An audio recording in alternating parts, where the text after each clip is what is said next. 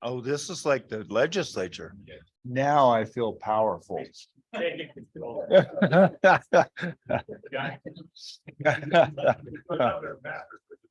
Oh.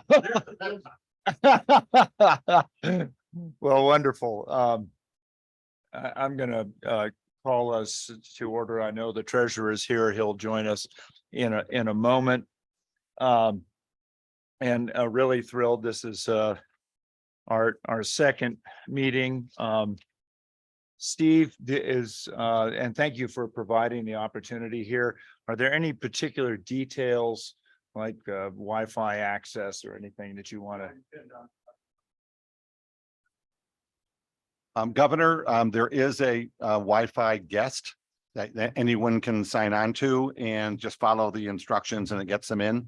The only thing I'd like to note is as it's summer and a Friday, the library is physically closing at 5:30. So we just need to be conscious of that time and also allow us a little bit of a chance to, break down from this meeting. So I just wanted to mention that to the commission. Very good. Very good. Thank you, Steve. Thanks to UW. What I thought I'd do is I'll note for the record that we have a full quorum of existing members of the commission. We have one more to go, and that's a matter for the agenda. I hope this format feels a little more comfortable. I certainly believe this is a group project for Wyoming, for the legislature, for the executive branch, and for the people of Wyoming, and companies of Wyoming. So this feels a little less formal, and it certainly feels better to be grouped together. So if there are issues at the end of this meeting that you want to change the format of this setting, please let us know. Otherwise, I'd like to keep this this kind of setting going. We have an agenda. Before we move for approval, or I accept a motion for approval of the minutes, I'd just like to run around the table with introductions, and I know we have people on Zoom as well. So I'm going to start with me and I'll move to the right. Governor Gordon, Chairman of the Commission, and I'll move. Christy Racinas, Commissioner. Oh. Christy Racinas, Commissioner. Jeff Wallace, Commissioner. Chat out. Member of the governor's.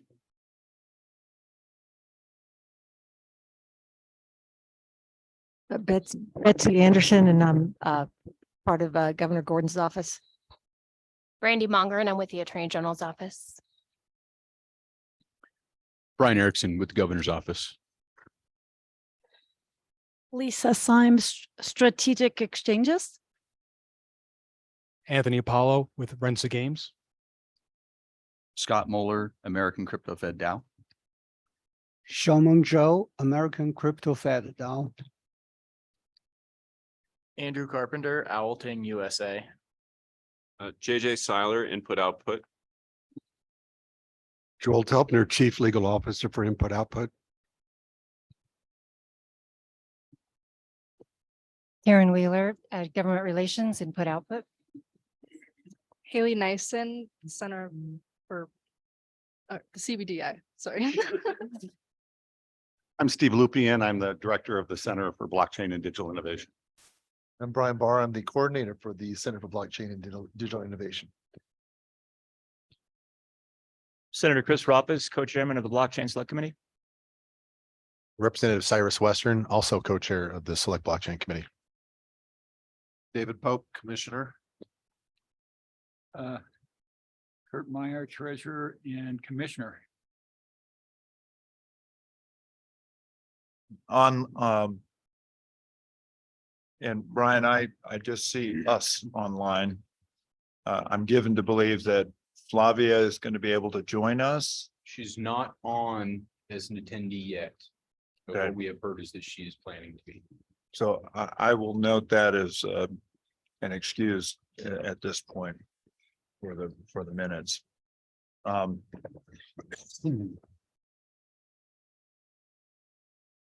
And we just had a round of introductions, so if you want to say, Mark, good to have you here. Hey, let's see. Yeah, I'm Mark Baker, from Sweetwater County. Definitely interested in Wyoming proceeding with the stable token. Spent the last 18 months learning Solidity and trying to learn how to code and understand and read and write smart contracts. I have a little bit of experience with just myself in real estate. I recently graduated from DAP University, their blockchain bootcamp 2.0. And since then, I've coded out a smart contract for my real estate company that tokenizes our listings. So I haven't taken that live, but it's been a good exercise. So definitely interested in the code. Commissioner Meyer, you've asked a couple questions about the different languages and that, so I'd love to contribute to the discussion in that. So thank you. Thanks, Mark. Good to have you here. And then in the back of the room, there is Matt.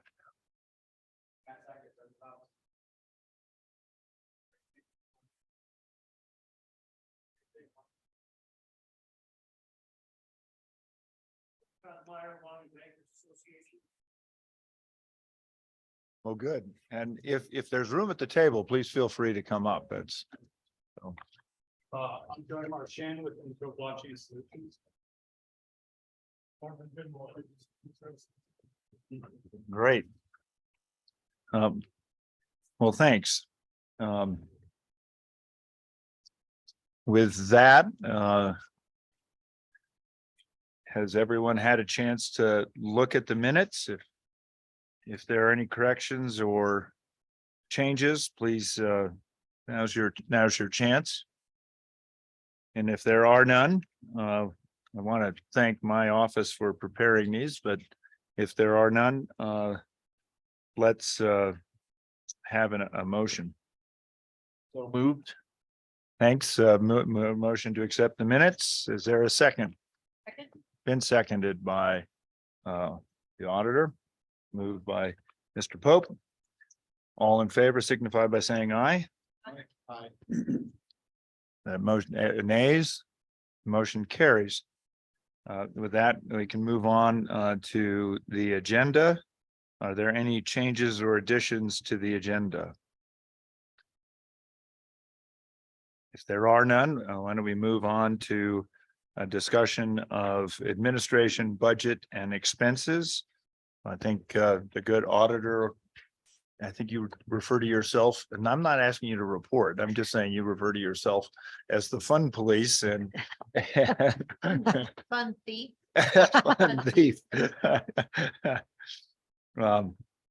So I just, I thank you very much for keeping us on point with this. So Betsy. So, Mr. Chairman, already introduced myself, so I'll just start with, just wanted to update all the commissioners on some administrative matters.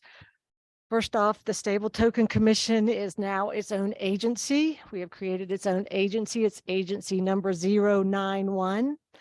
The $500,000 appropriated for this program have been deposited into an account with that agency number attributed to it. The Department of Administration and Information has agreed to serve as the fiscal officers for the account. So they basically will obviously keep track of the balance, and they would be the ones that would actually process payments, payment requests that the commission has, process any payroll if the commission should hire anybody. Also, being its own agency gives a place for any employees to reside. Otherwise, I don't know, and they kind of float out there if they don't have a particular agency. So, so we've kind of got all that worked out. Right now, without an executive director, or anybody to delegate any authority to, we are going to have to bring all requests for expenses and reimbursement directly to you, the commission. So the next meeting, you can expect a few expense requests to be submitted, mainly travel back and forth for these meetings that, you know, some of the staff and people have incurred. Under the statute, the 3 subject matter expert commissioners also get reimbursement and travel by statute. So when we bring those, they will come in 2 batches because obviously the subject matter experts will have to recuse themselves for any vote on their own reimbursements. So we'll probably bring one for the whole commission that would vote on, and then one just for the 3 elected officials who are serving as commissioners. So you can expect to see that next, the next meeting. And then the next thing is that we do have a web page right now. It resides on the governor's website, and that there's no other place for it. But certainly, once you get executive director, I would anticipate the Stable Token Commission will have their own website. We would just transfer that over. But for everyone, everything's posted on there. Obviously, we do send out a press release for the notices for all these meetings, but they're also posted on that website. All the recordings for the meetings, the minutes for the meetings. We have actually already scheduled the meetings for the rest of the year. So next week we will be posting, of course, those are tentative and could change, but we will go ahead and post. They are monthly from now to the end of the year. So we'll go ahead and post that on that website for everyone. If anybody has any questions, they're more than welcome to reach out to me. With regards to the new subject matter expert commissioners, they are providing me with their oath of office, which any board or commissioner has to provide in state government. We're working on hopefully finalizing next week their board email addresses, which they need to use for public records purposes. And then we are going to start the background process next week, and I'll be reaching out to all 3 of them on what that looks like and how that will move forward. In that there is background check requirement. It is submitted to the FBI for approval, and it takes months to get that approval. And so of course we have to do something in the interim. So we will be doing kind of an interim check. And so we'll move forward with that next week. And then happy to answer any questions. The one question I have is last week we had put up the ability to provide an expression of interest as serving as a commissioner, and also ability for anybody in the public to kind of put thoughts and ideas and post those so you as commissioners can see all that.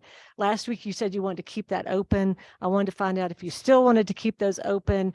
If you wanted to close those, you could still see what's in there, but not allow any new submissions on those 2 websites. So that is it. Thank you, Betsy. Questions for Betsy? Yeah. Mr. Chairman, I'll have auditor and then treasurer. in response to her question, I can't see the harm it would do to leave up the form accepting, process thoughts if we want to maintain that sort of public forum, as we move along. But I think after today, if we are to appoint a 4th commissioner, then we would no longer. Fair enough. Mr. Treasurer. Yeah, I think on some of those, the questions as far as whether you want to serve as a commissioner, once we have the commissioners, that makes sense. But, I think we still need some spot open for public comment and to receive any, kind of public thoughts on the process. So as long as we still have that portal aspect open, I think that's important. Without objection, I will just say, let's do that. Further comments? Okay. Betsy, anything else on? No, Mr. Chairman, that was it. Thank you. Ms. Monger, any, okay. So with that, what I'd what I'd like to do is entertain a discussion about the fourth and final subject matter expert commissioner. We selected everyone last week except for one. There were four outstanding names. Troy Carotes, and I understand he may be online. I will note for the record, I'm sorry, I didn't note this earlier, but Flavia is on and Troy is on too. Troy, if you want to address the commission, please feel free.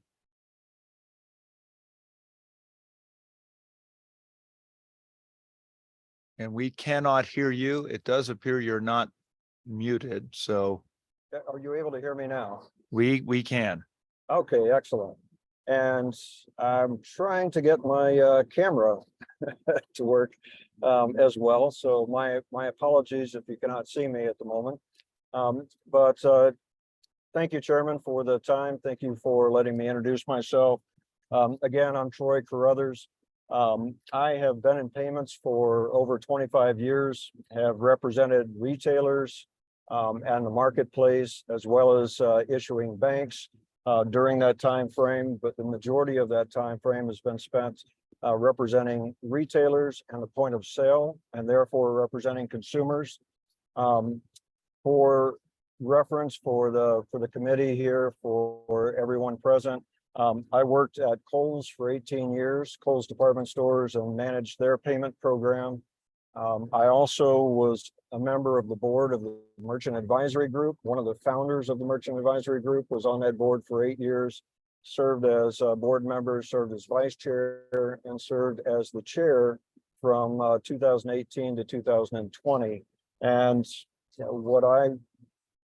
my interest in expressing interest recently was that I'd like to make sure that merchants are represented as we move forward with the commission, as we talk about what the opportunities are to be able to move this along faster and get greater merchant acceptance.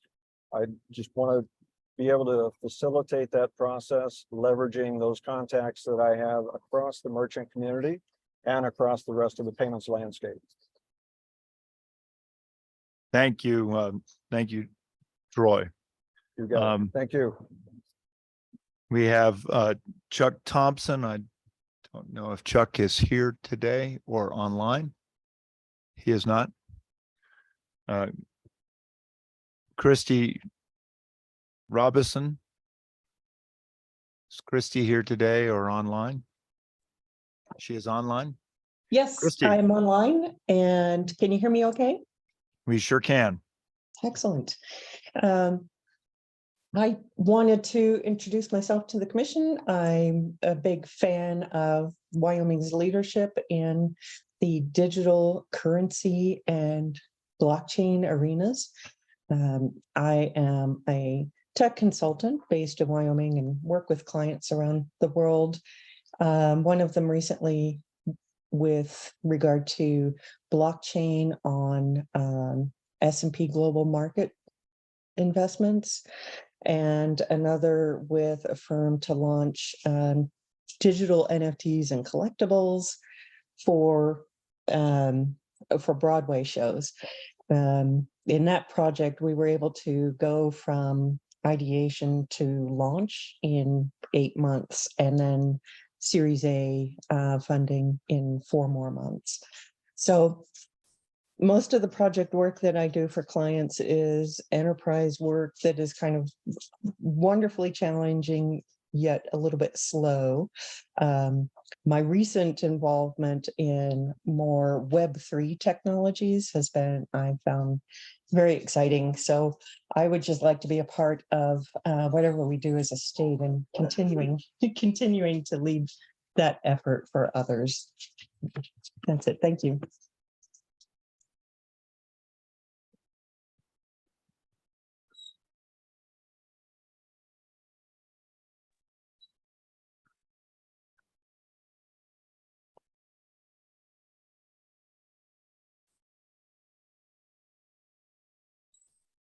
And that's it for me.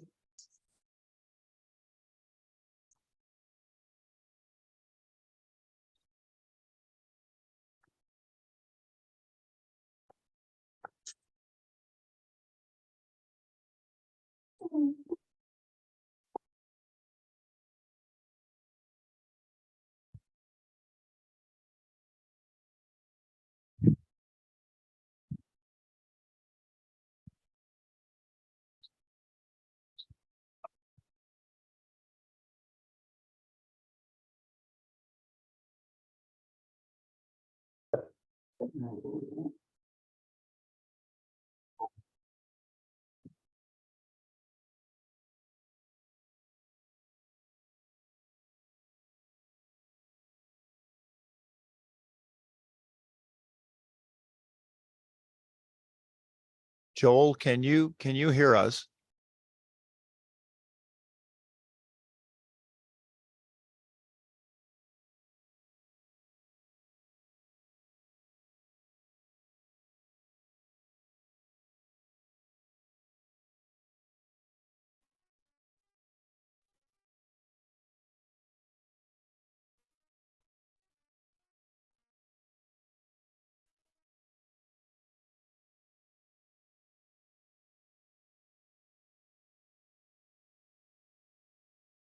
Joel, one more.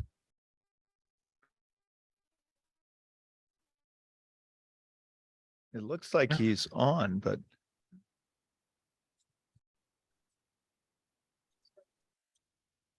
And now you're unmuted, Joel. So if your Can you hear microphone me? is, yes, we can. Oh, there we go. Thank you. This is Joel Revel. I am a member of the Wyoming Blockchain Select Committee, gubernatorial appointee. I am also on one of the subcommittees for the Wyoming Stable Token Commission. My background is in financial services. I spent over 30 years in and around capital markets, most recently as an institutional investment manager and with the firm Citadel, and then returned back here to my home state to launch a new investment and trust services firm, Two Ocean Trust, which is based here in Wyoming. Thanks. Thanks, Joel. Members of the commission, you've heard the applicants. Is there an appetite to move forward on nomination of any, understanding that everyone who has responded is well qualified, and certainly this is not intended in any way to discourage anyone from participating in this commission. We just have this spot we have to fill. So, Mr. Chairman, Madam Auditor, prefer a motion or a nomination? probably a nomination. Mr. Chairman, I would nominate Joe Revelle to be the fourth non-elected subcommittee. Okay. Okay, it's been moved and seconded. Are there further nominations? Are there further nominations? Are there further nominations? Well, I would ordinarily say nominations be closed, but we've had 3 calls, so I'll just proceed to the vote. All in favor of appointing Joel to the commission for the 4th and final commission position, signify by saying aye. Aye. Nays? This is Flavia on the phone. Thank you, Flavia. We recognize your aye. I called for nays. I'll call one more time. Any nays? Hearing none. Joel, congratulations. Thank you, Christy, and thank you, Troy. Please stay tuned. We very much need your input, and this is and part of the reason we seated this a little bit differently was to make sure that people understood this as a project of the community rather than a few individuals. So thank you. Thank you very much. With that, we move on to reports from the subcommittees. And on that, I'm going to go to Auditor Racinas, Mr. Chairman, not to disagree, but you did skip item number 4. which is the 4th subcommittee. That's right. I'm sorry. I thought it was a 4th nominee. Thanks. This is why we need her, right? It's the accountant's brain, right? Exactly. Thank you, madam. So there is a recommendation for a fourth subcommittee for audit and accounting.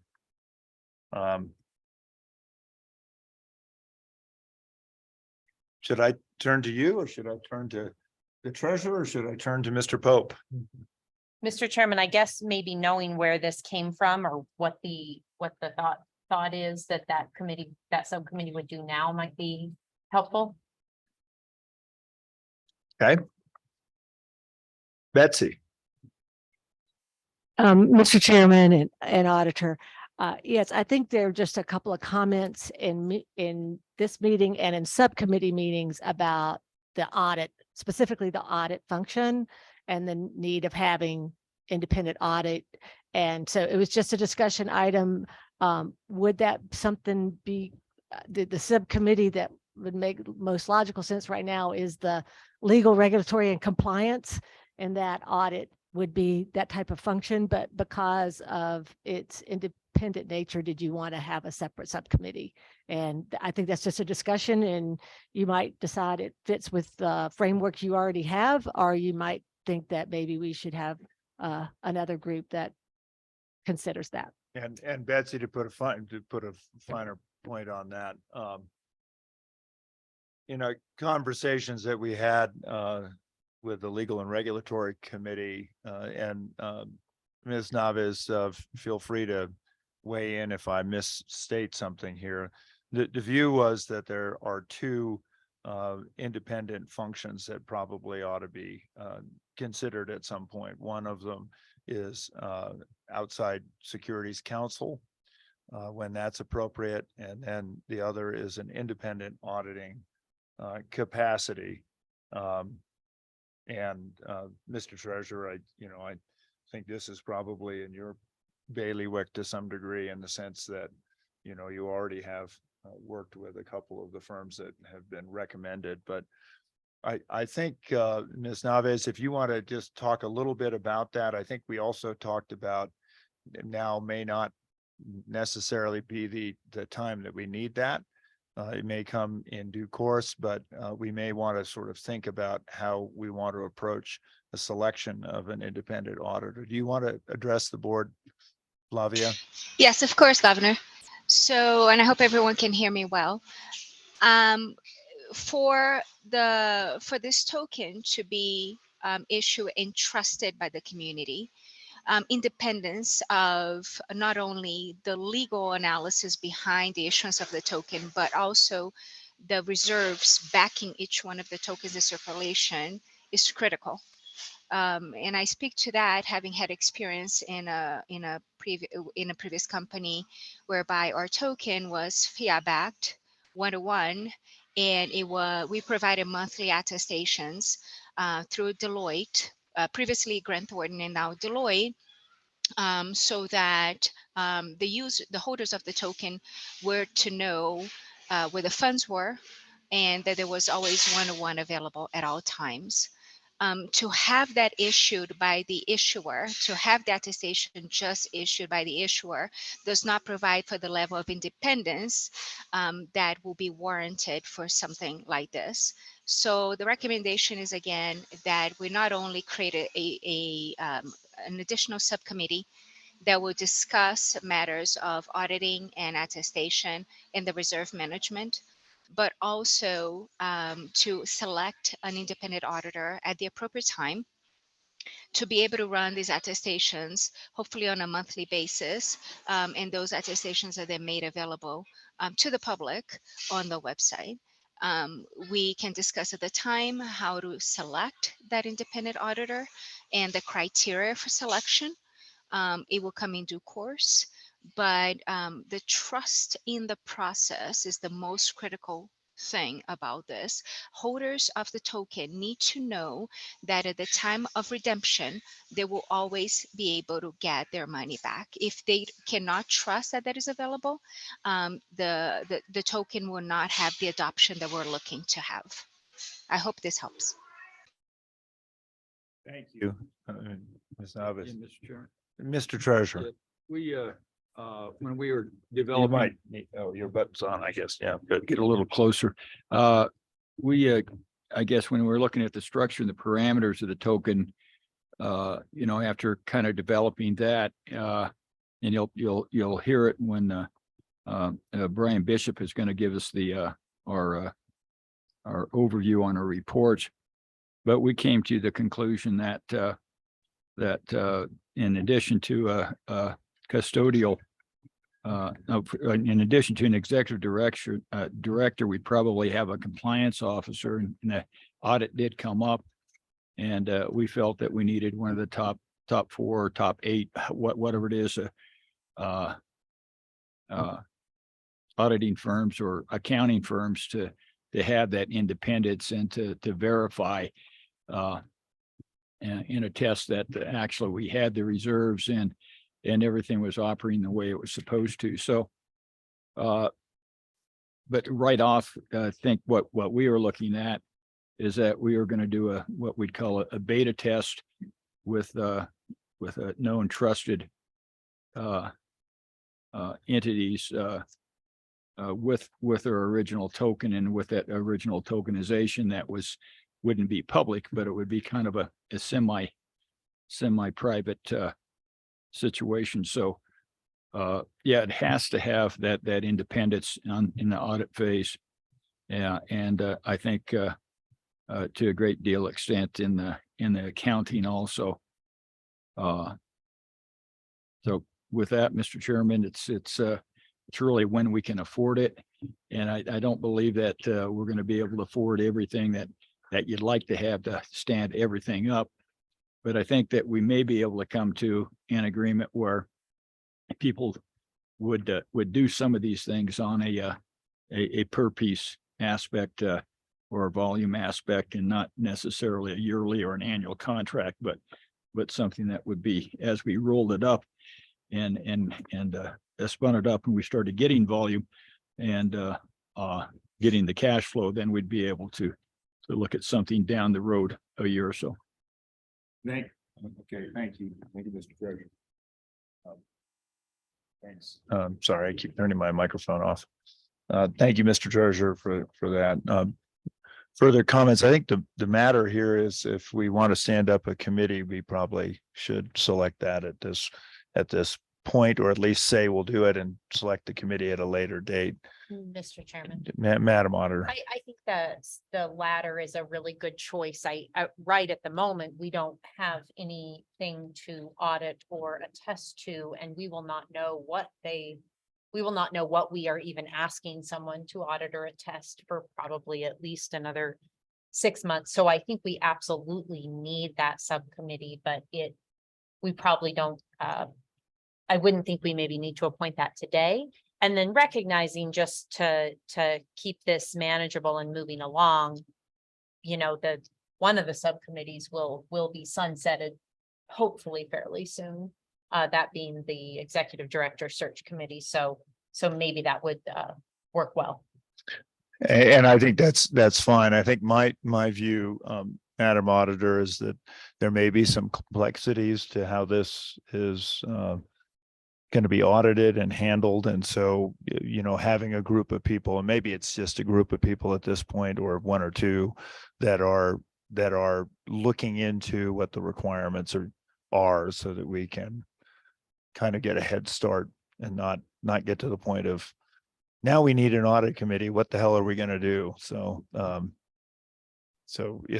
with that, if that is a committee we want to have, I think let's go ahead and approve that. Mr. Chairman, I think to your point is that because of the process, you have to develop, what they're going to do, then the RFP, and then the whole process. I think we want to have that probably just as soon as we get our business plan, because we were developing our business plan off of where we had the structure and the parameters of the token. And I think with the business plan, we're working on basically a org chart where we have people that we actually hire and then companies and different duties, so it's each company has to perform.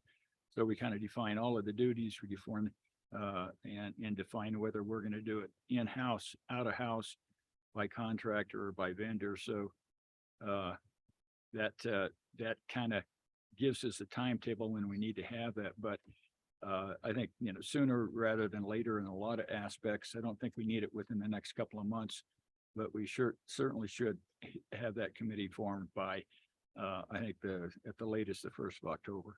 Sure. I think that makes sense. I would like to see if either Mr. Wallace or Mr. Pope would be interested in sort of starting kind of thinking about white papers on that. Mr. Pope. Mr. Chairman, there are a couple of things at work here that that make me feel that this may be something we would start sooner than October. First is the state's requirements with RFPs and all of that, and the length of time that may or may not take. And then on the other side, knowing some of the inner workings of auditing firms, the background work that they're going to have to do when preparing for this could be several months in length of time, even though maybe not a lot of work that they do during those months, but the research, the development of the audit plan, which this is and will be an unusual audit plan for them as well. So October, I would think, might be a little bit further out than what we may want to go, if not now, relatively soon. July or August, I think would be my thought on it, because of the selection process, their acceptance process, and their onboarding process can take significant time. Thank you, Mr. Pope. Mr. Wallace, any comment?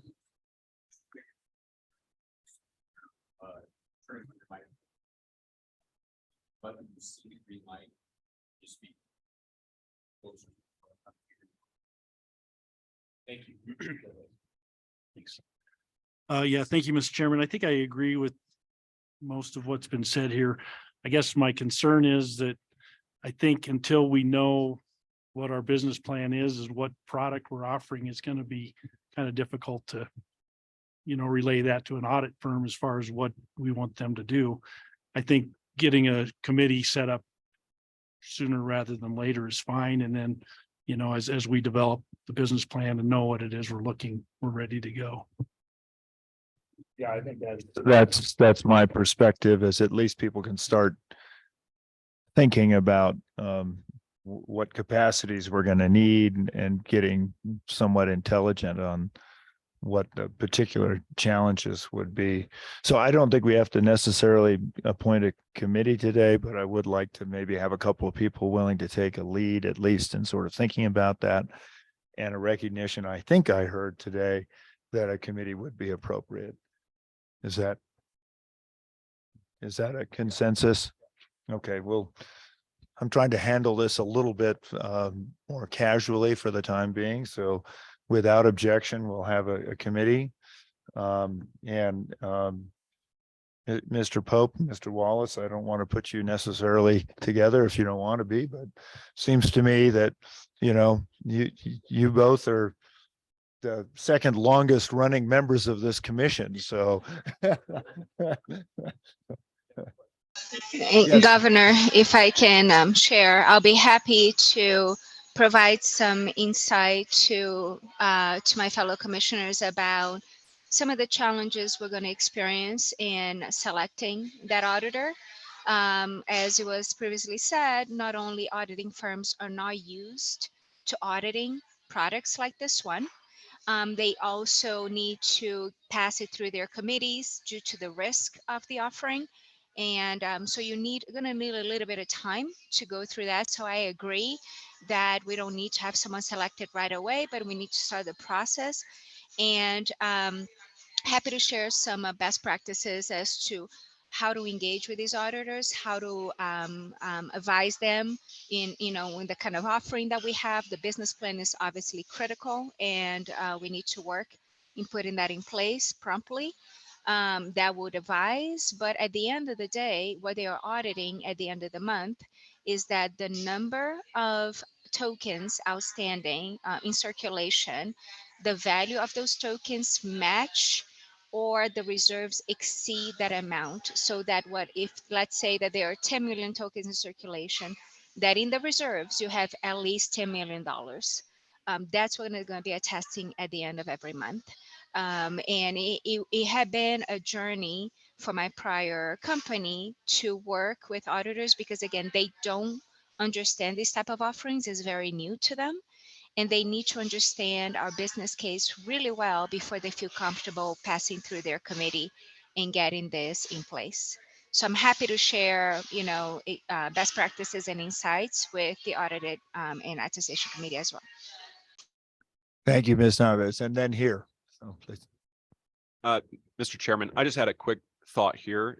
Seems like one function among many of something like an operating committee. So I don't know if, rather than having, one subcommittee for every single function of, what the chairman's going to put into place, maybe you could call it something like an operating committee, and then anything that we know has to do with the regular operation of a fund like this or the token like this could fall into the remit of that commission. And maybe I was thinking, since the director committee or the appointment committee will sunset, maybe members can recuse themselves, and then that becomes the new operating committee in time. I know that it's kind of up in the air whether or not you want to make a new committee today, but an operating committee is a fairly normal function for something like this. So just a suggestion. Thank you. Mr. Treasurer, and I do want to note, and Steve, I don't know if you're the one running but I know we have a comment in the field. Brian, are you doing that? We have a chat.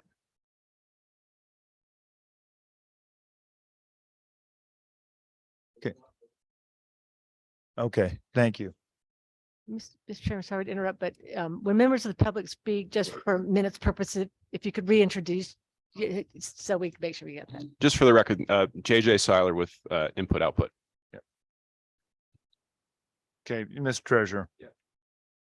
And to that point, looking at, I guess the ground that we plowed, and I know that what you guys probably did in regulatory, legal and compliance, then going to the business plan at some point in time, we may look at possibly merging those two committees and moving forward. And when it looks like we're going to have a lot of overlap and we're both plowing the same ground, so to speak of. So I'm not sure, I'd like to listen to the reports and then see, you might call that an operating committee or whatever, but I think we may have to, it might be, I guess things might move faster if we had after we get through this phase, maybe had one larger committee that could meet and move forward. But I think before we make any decisions, we should probably hear the reports from the subcommittees and see how far down the road. Sure. And Mr. Treasurer, to the point, and the point made by both, I think of the subcommittees as ephemeral, but I also think the subcommittees can meet periodically. If this commission, which is functionally going to be the operating commission, wants to become the operating commission, we're going to have to notice every one of these meetings. And so my hope is actually to be able to expedite, because I know there's going to be communication between the subcommittees, so that when we get to these main meetings of the, for lack of a better phrase, operating committee, that we are very elegant in the way we handle them. So that was sort of the framework that I was anticipating here.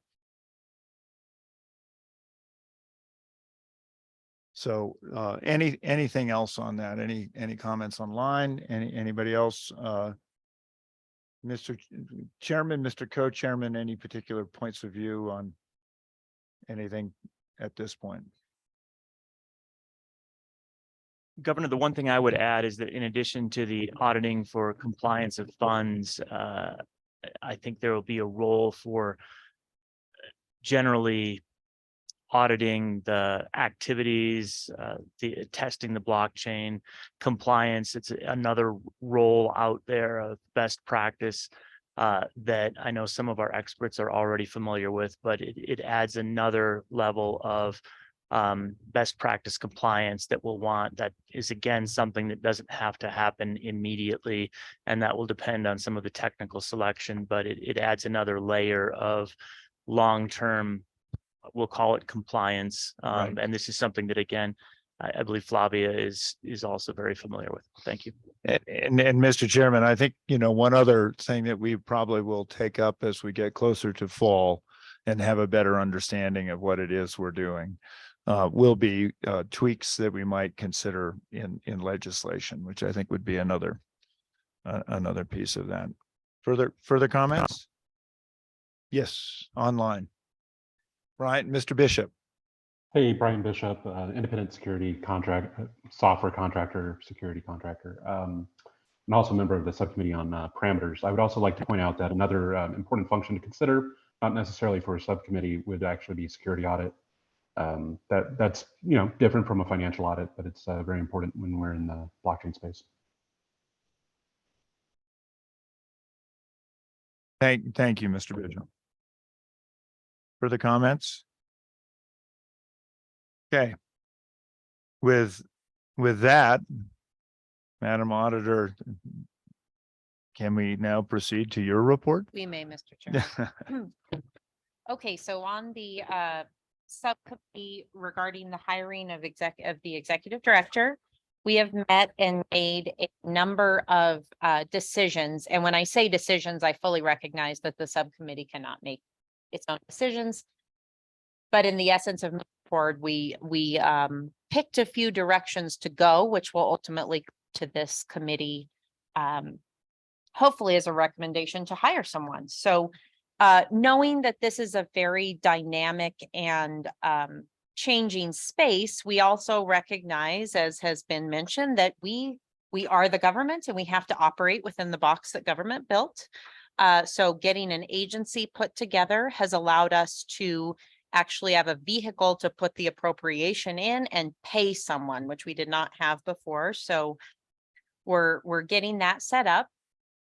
The committee discussed a couple of different options. One of the first decisions we made was, do we hire a single person or do we go with some sort of firm to perform the functions an executive director?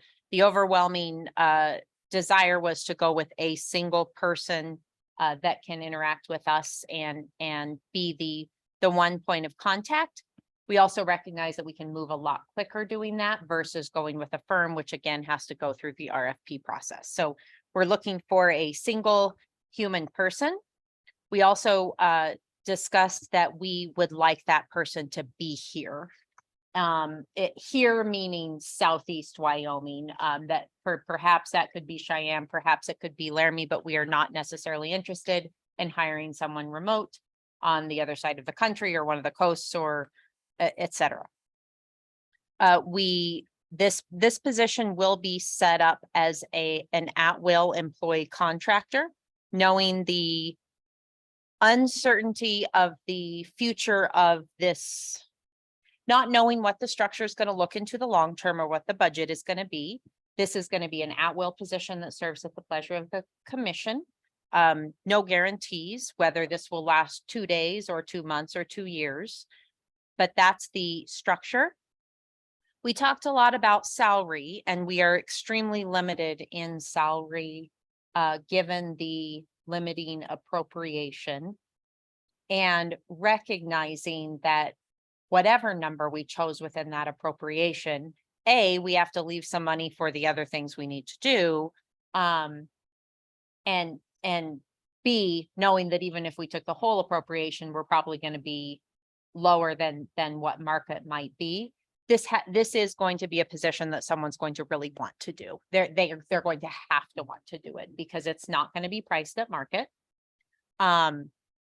We're looking at somewhere probably around 150,000 advertising that position at, and there will be benefit costs on top of that. So again, more money may and will likely come in future legislative sessions, but we all, what we know today is all we have, and that's the $500,000 total to get us through. So in terms of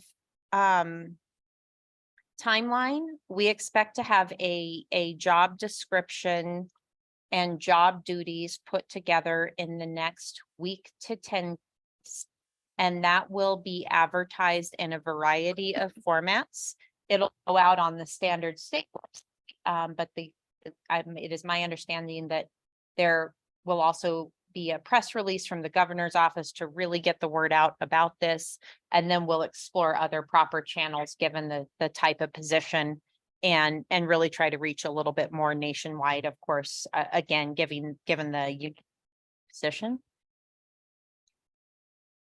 We're going to do it in a little bit format than is generally done for state positions. We're really looking for more an expression of interest as opposed to filling out a standard state application form.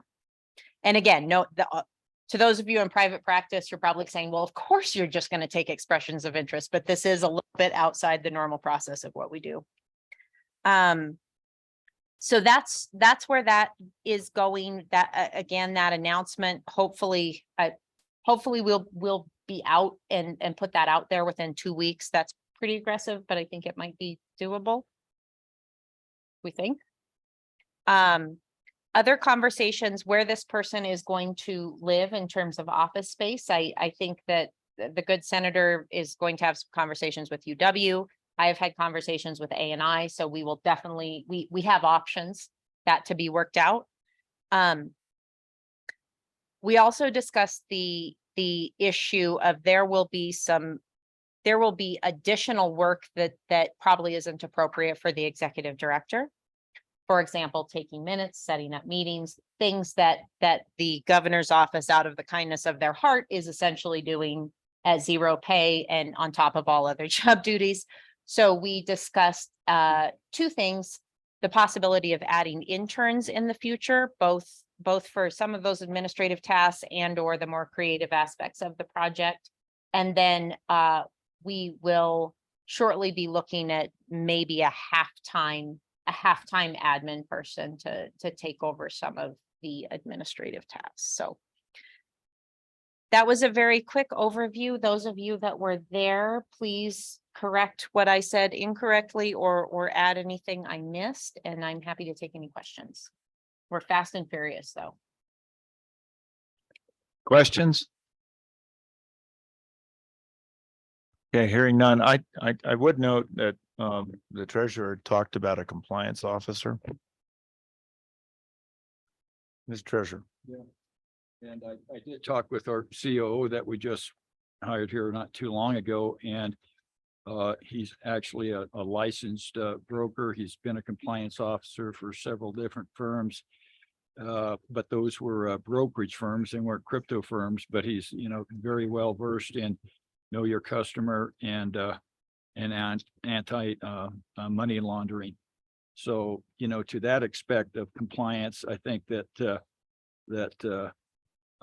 he could oversee, but he cautioned me that said that normally how this works is that you hire a firm, and this is what we discussed in our subcommittee, that you hire a firm to do the compliance on a day-to-day basis, but you have to double check to make sure that that firm is actually doing that compliance.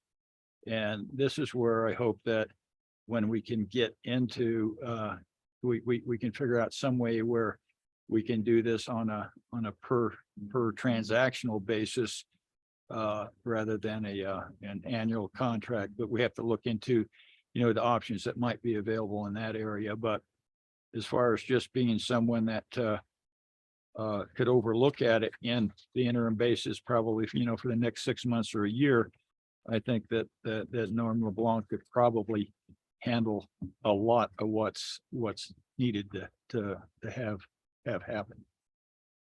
So. Go ahead. Madam Auditor, I wanted to mention that I think this is all part of the business plan eventually, but I just mentioned that in. One last thing, Mr. Chairman. We, like I said, we're moving forward, I think, and gonna try to be pretty aggressive, just because the sooner we get this person on the board, the sooner we can, dump all these things on him or her. But with that, Mr. Chairman, we did discuss that maybe it would be helpful to have a motion authorizing that committee not to hire the person, but to move forward with posting the position, interviewing candidates, and ultimately bringing the full commission a recommendation. We may also spend a little money advertising, but probably that's going to be minimal. My understanding is A&I actually has a pot of money that can be helpful with that. So I would think if we do have to spend money, it would be not a big deal.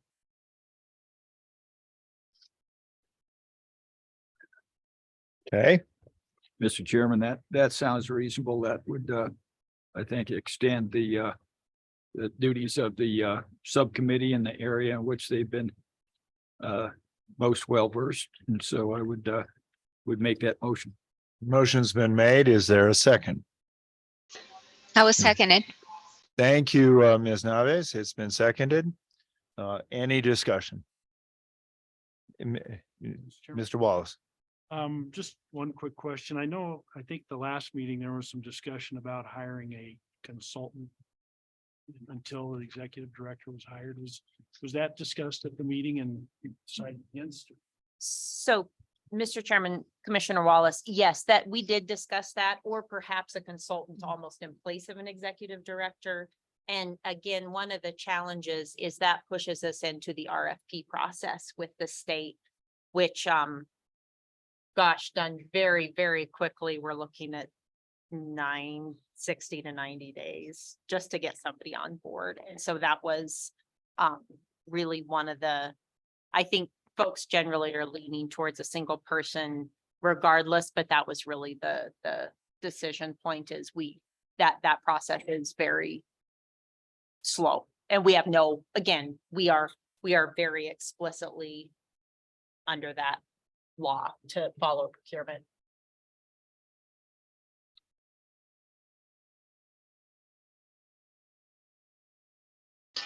Further, The only question I have is, do we have a job description that we anticipate at this time? Or are we just gonna follow what the statute says and utilize the duties as part of the job description? Are we catering in a specific way or not? Mr. Chairman, Commissioner Naves, two of my highly competent subcommittee members are currently crafting a job description and job duties, and I anticipate that they will be comprehensive and fabulous. Madam Chair, just following up on that, would you then circulate that to the commission? Mr. Chairman, I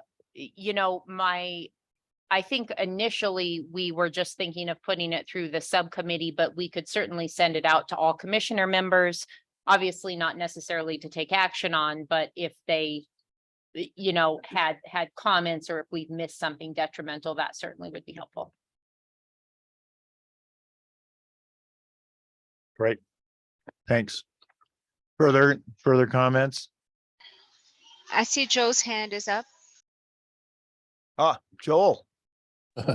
Thank you, Mr. Chairman. Mr. Chairman, a question for Madam Auditor. Has there been any contemplation of there being potential performance targets as part of the director's compensation? I don't know if the legislation would allow that sort of latitude at this time, but to the extent that base salary could be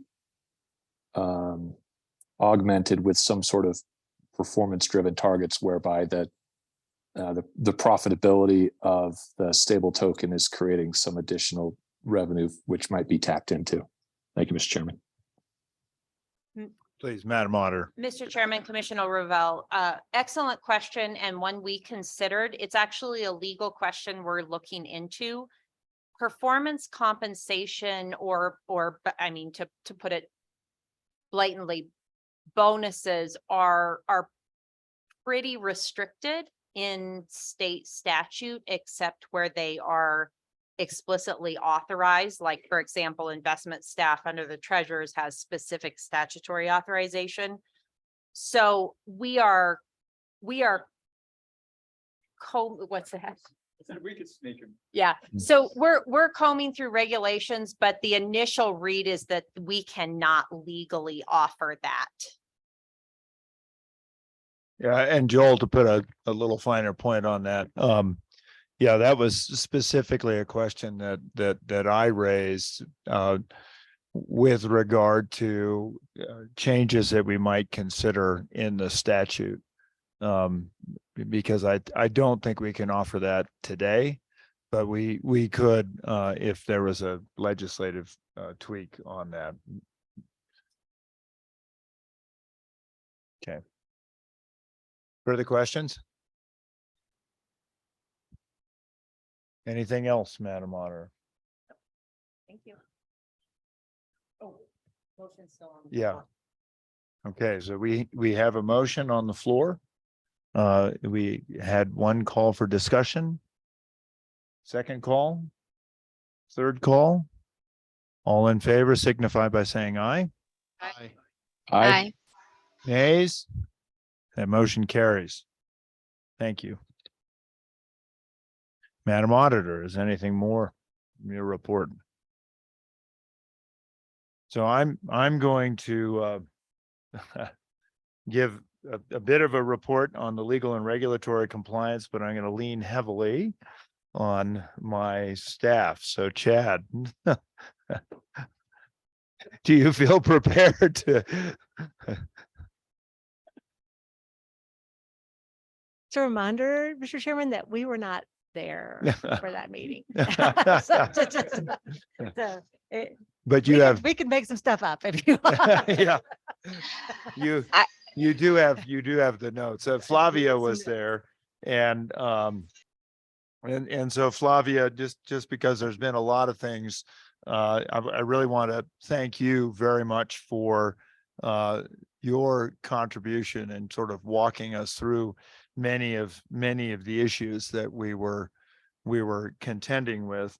What we talked about, as I mentioned a little bit earlier, was the need for counsel, and Flavia had some recommendations about where and who to go looking for with regard to securities counsel.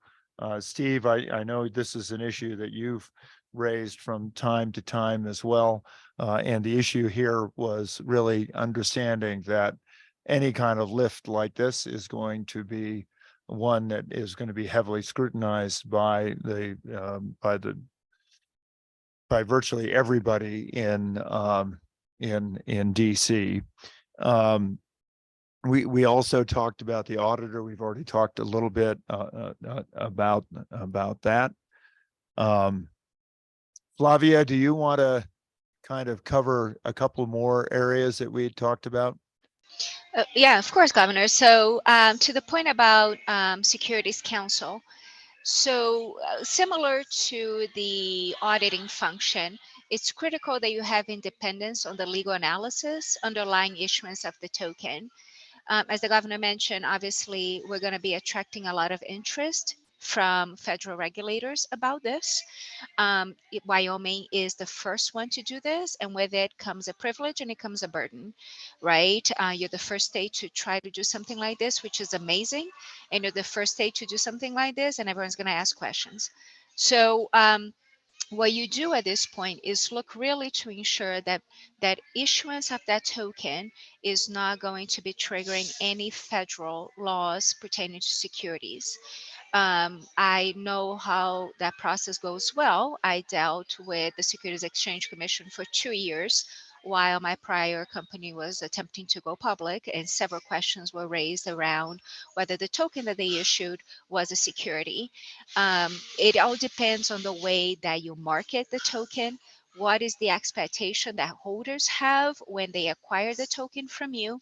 And how is it that you actually hold the reserves? All that being built the right way will provide a good faith analysis that the token is not a security under federal law. I have worked obviously with counsel in the past about this, White Trust, and I have recommended it that we go through an RFP process with different law firms to be able to identify the right counsel to be able to support. But I think that that analysis is critical, that before the very first token is issued, that analysis be on hand so that we can answer questions from regulators. The other point that we discussed, and the treasurer has raised this as well, is the issue around the Bank Secrecy Act and Know Your Customer and anti-money laundering requirements. Issuance of the token will be subject to federal law under the Bank Secrecy Act. So we should be, identifying who are the holders of the token at the time of on-ramping, which is when you issue the token to the holder, and the time that you off-ramp, that's when you redeem the token, you burn it, and you give them the money back. When the token is circulating in a public chain, it is impossible to run KYC on each holder of that token. However, you can implement tracing mechanisms, and there are different companies out there that do that. There's CipherTrace, there's TRM Labs, and there's also I apologize, the last one is blanking, but there are 3 that do this, and we should also be running an RFP on them to identify the vendor we're going to be using. That's how you trace the chains, the blockchains, to be able to freeze wallets that may be subject to any illegal activity when you receive a subpoena from federal agencies or law enforcement, and then you have to act upon it.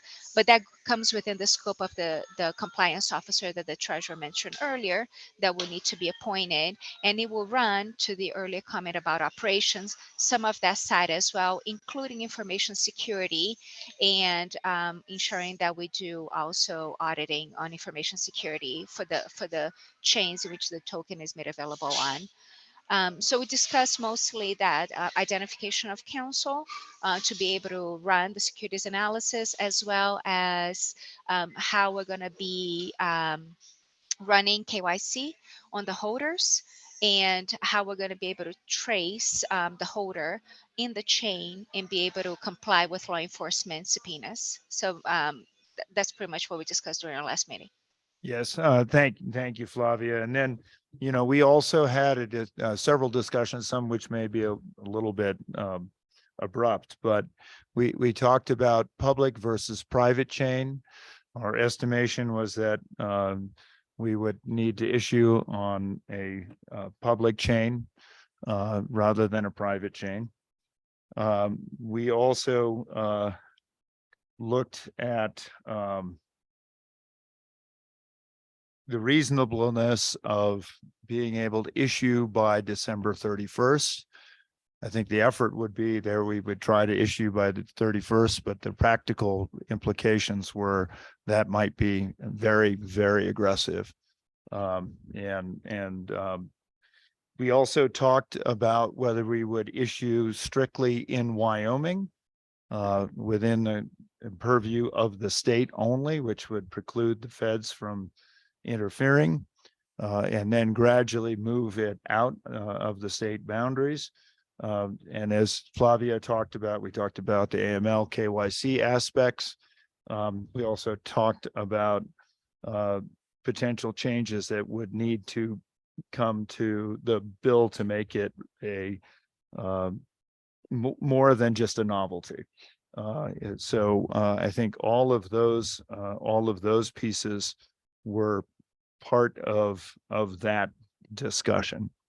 So I open it up for questions. And we also, I think the other thing that had been mentioned was whether instead, and I think we've already talked about this, but we also talked briefly about whether we would issue it as a debt instrument versus a retail type of instrument, and opted, I think, for the retail. So,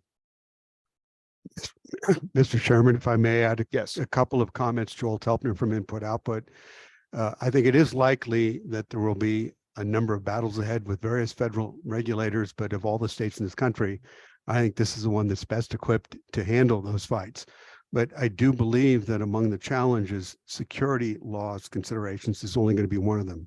There are going to be a number of issues as to how this stablecoin is characterized, whether it's security, whether it's a commodity, whether it's deemed to be a currency, whether it's something else altogether.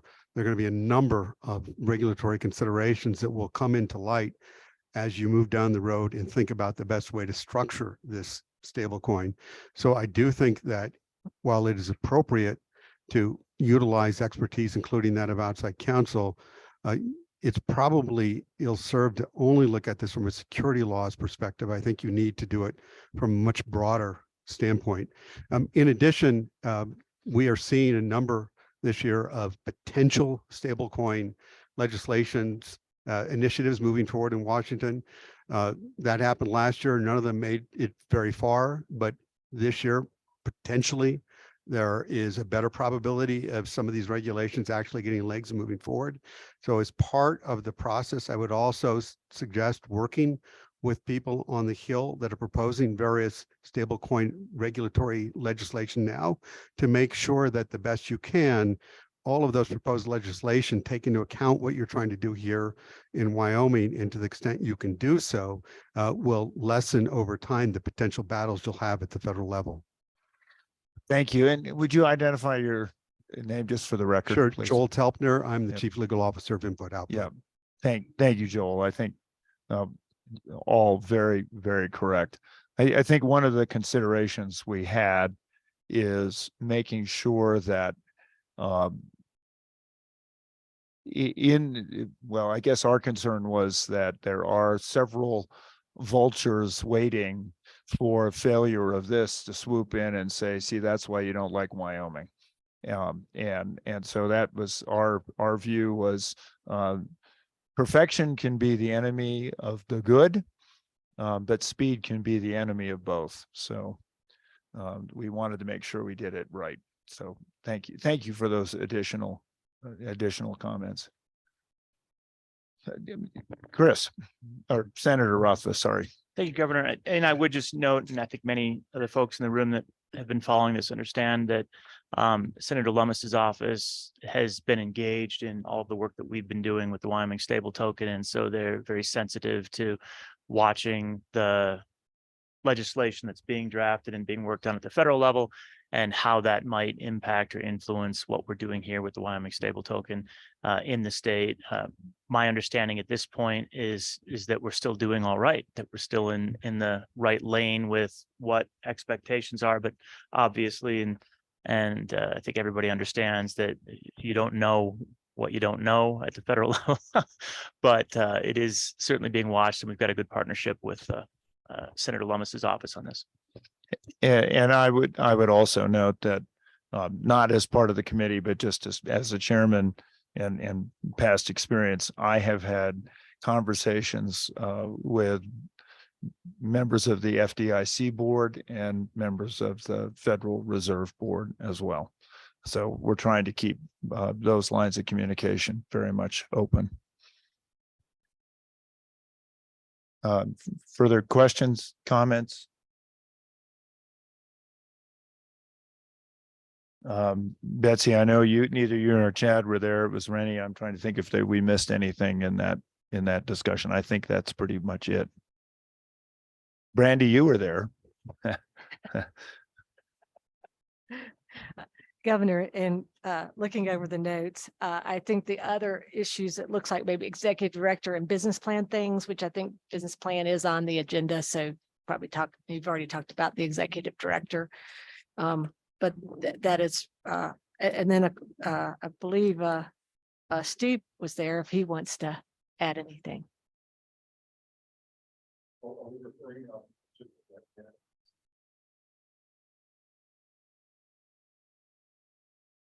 I was in attendance with the token structure meeting. I was not in attendance for the legal regulatory and compliance meeting. I apologize.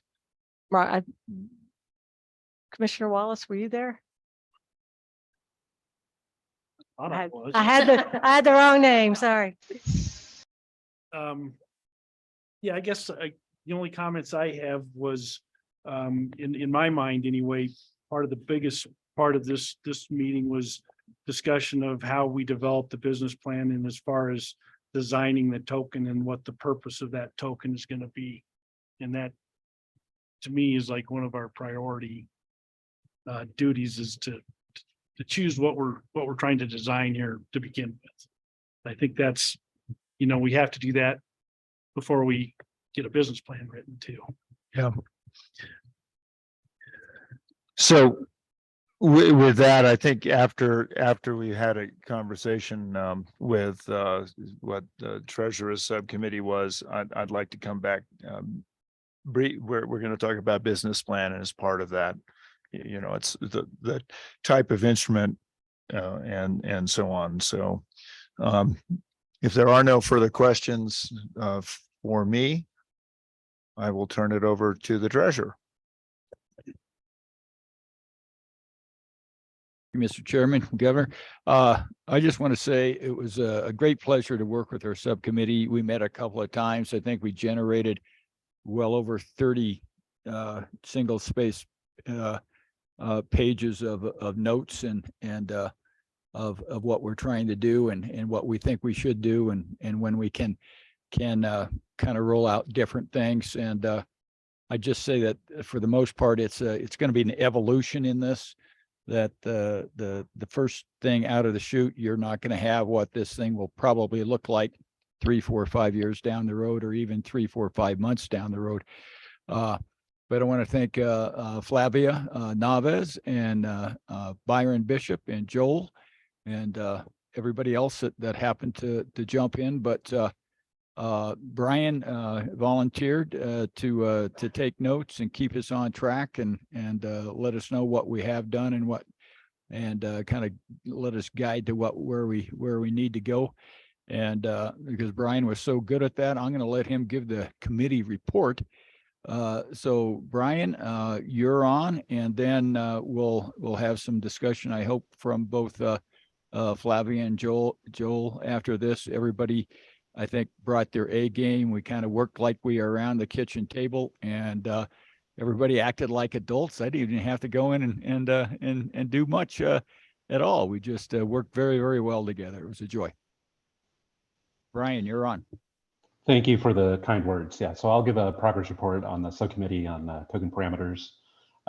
Definitely a bit of a document-focused approach. There are a few different documents floating around. I would welcome input from anyone on the commission and the other subcommittees, of course, to collaborate on these documents because they're all drafts at this point. But given the short project timeline, it is in our best interest to try to keep things as simple as possible, not add all of the possible features that could possibly be done, but really just the first initial features that are absolutely essential to capture the market opportunity that we see in front of us. So the way I approached this was at the beginning, I started with an initial thought stock where I just wrote down some initial thoughts on how I would go about doing a stable token project. And there are all sorts of different ways to build this kind of technology. And in fact, it's even the case that there are already stable coins that have already existed. And so one option is to just copy what has been done before, or to take a very hard look at it and see which parts of it do we like and which parts we don't. So there is a way of specifying directly, on a technology level, what we want to do. But another way to do it, though, is from a principle-based perspective.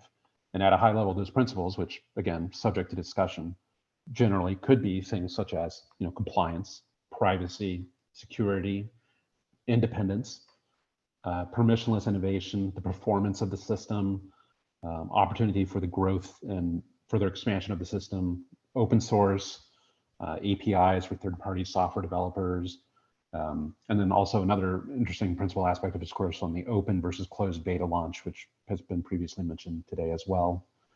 So again, these are just discussion points around principles that could be used for helping guide the technology choices that are going to be made. On that note, I mentioned different technology choices. If we want to do what has been done before, there are many tokens out there that currently are deployed on different blockchains, public blockchains.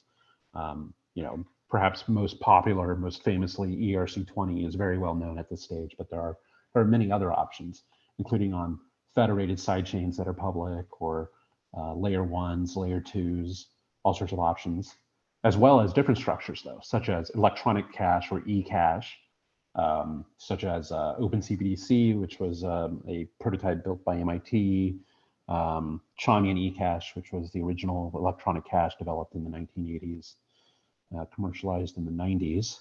And these all have different, performance characteristics, and some are more private than others and different parameters, but really it's about where do the principles guide us towards choosing, because once we know what's wanted, then the technology can either be created or off-the-shelf technology could be used to employ those principles. Back to the documents, as I mentioned, we do have some documents circulating. One is, of course, on different vendors that may be required for the successful execution of this project. And just to give a taste of what's included in there, we've talked a lot today about financial audit, security audit, or cybersecurity audit, for example, but also there is a possibility of technology development as a possible vendor that might be needed. If there is no new technology developed, there still may need to be a technology operator. Beyond just the technology of how the stable token works, there's also an aspect of like web presence, and also other aspects that may not be as interesting, such as customer support, which is nevertheless still quite important. On this area, one thing that may be of interest for discussion is that should it be necessary that there be a qualified custodian or trust for holding any of the assets involved in this project? The subcommittee members believe that it would be good to recommend a Wyoming qualified custodian or trust, Wyoming Trust, or maybe a speedy chartered institution would be something interesting for that. One other draft that we have going, again, not ready yet, but for next steps, we'll have to look at when this should be ready, is on the RFPs. And on the RFPs, there's a bunch of different ways to consider this. I mentioned the list of vendors that we've been putting together. On RFPs, maybe we're searching for a single vendor to do the whole project implementation. Maybe we're searching for multiple separate vendors to do the different aspects. Either way, we'll also need to consider having backup vendors, either for a system integrator, system operator, or backup vendors for each of the different functions, such as KYC and compliance, having a few different options there. So again, there are draft aspects of the RFP, or possibly RFPs, plural. But I think those need at least 1 or 2 more rounds of revision and possibly circulation with the broader group before those are anywhere finalized. Finally, there's also a product requirements draft document being put together. And the purpose of the product requirements document is to outline the different components of a functioning stable token system. So what does that mean? It means both use cases, meaning what is the purpose or intended functions of the stable token. There are identified users, at least abstractly, if not specifically, of who are the types of users that this product should be used by or appeal to, and what are they trying to do? Why do they want to use a stable token? And then, of course, in a product requirements document, the other important aspect is, of course, the flows. There are 2 aspects to flows. One is the flow of what a user does using the product from beginning to end, like reading through a book. You start at the beginning of the book and you end up at the end of the book, except the book in this case is the different features and functions of the stable token. And finally, the other flow to consider is what I call follow the money, which is, say you have a user with $1 and they put $1 into the stable token system by purchasing a token, and they get back a token. You have to follow that dollar to where it goes, where it is held, and how it gets back to the user at the end when the user goes through the redemption steps. So that's a lot. As I mentioned, there are a few different documents that are being put together, drafts that need circulation, edits, and comments from the wider group. I would recommend that we come up with some next steps for this. I think 1 or 2 more passes would make sense. At some point, the RFPs would need to get out. And that's about it. I'm happy to elaborate on any of these aspects as may be warranted during this meeting too. So thank you. Mr. Treasurer. Thanks, Brian. I guess, Joel, I think that you had some strong, I think, opinions on, how this starts out and the what I guess I'd characterize as more or less low hanging fruit, or where the use case can really be specifically identified. I was wondering if you could share that with the group. Mr. Chairman, thank you, Mr. Treasurer.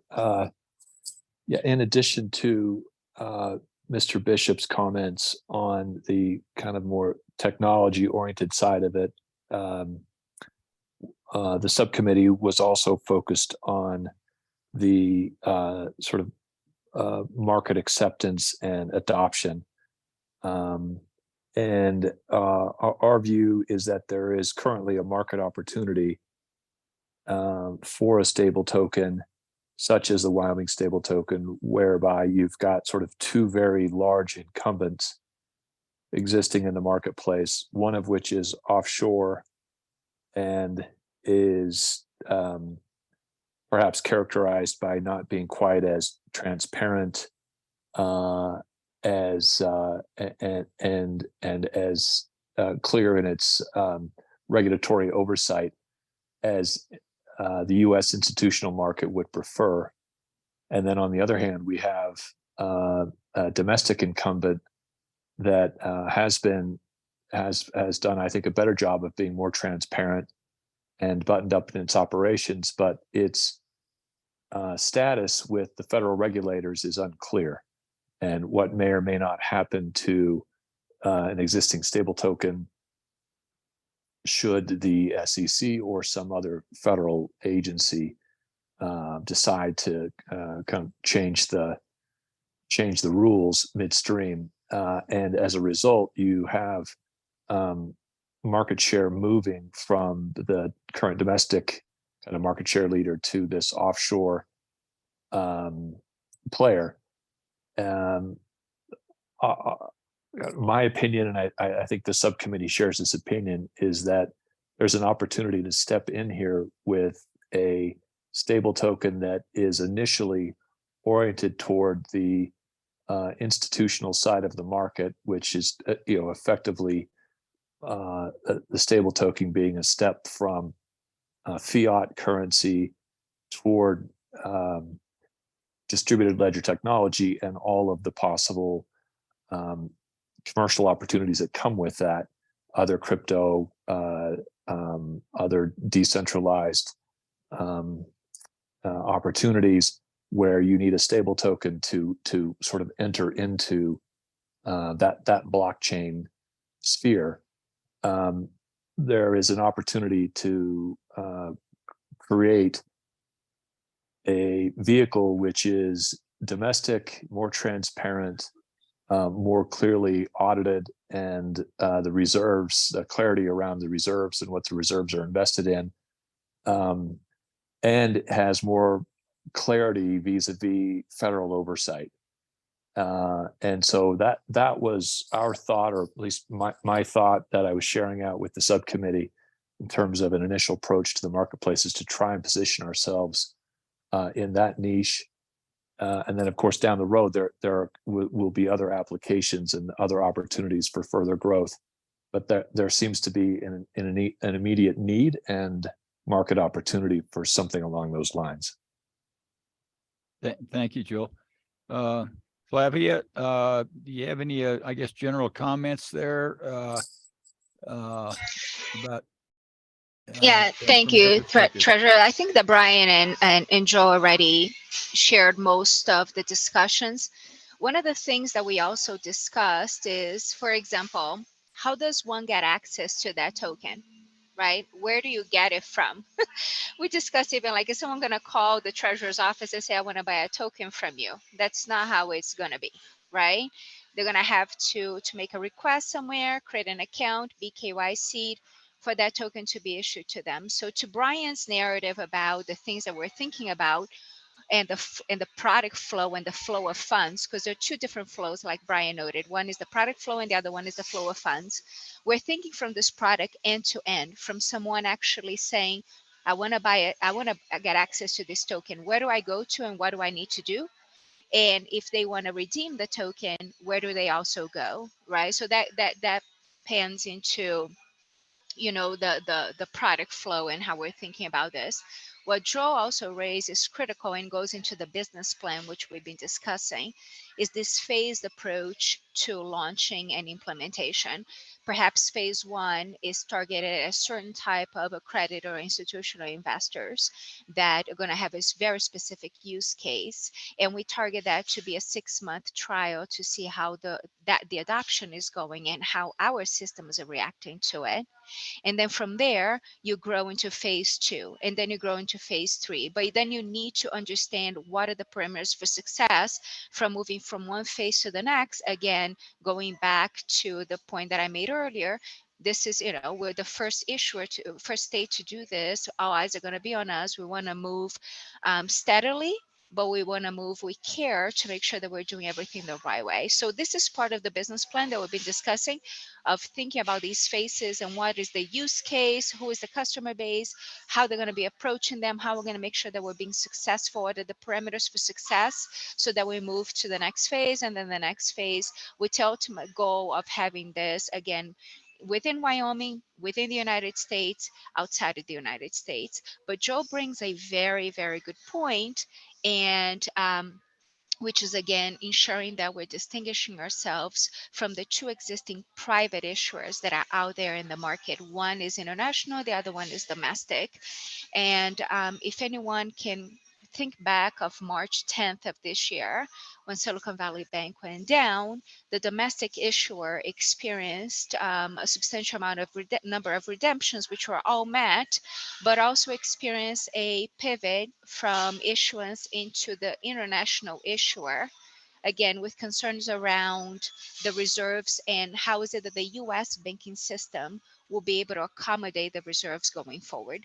So as part of the process that we're thinking about the reserves and how they're going to be placed and what is the instrument backing those reserves, that also goes into the consideration of securities laws, commodity, federal laws, all these things that we've been discussing.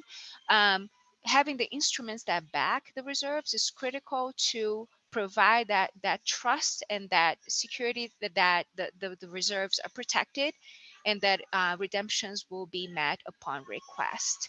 So we'll be thinking about a lot about this. So the token parameters group has become a little bit of a jack of all trades, and we're trying to allocate, obviously, enough work to the compliance group as well, and also to the audit and attestation committee that will be put in place. Having that executive director will also be critical for that process. But I see that Joe raised his hand. Joe?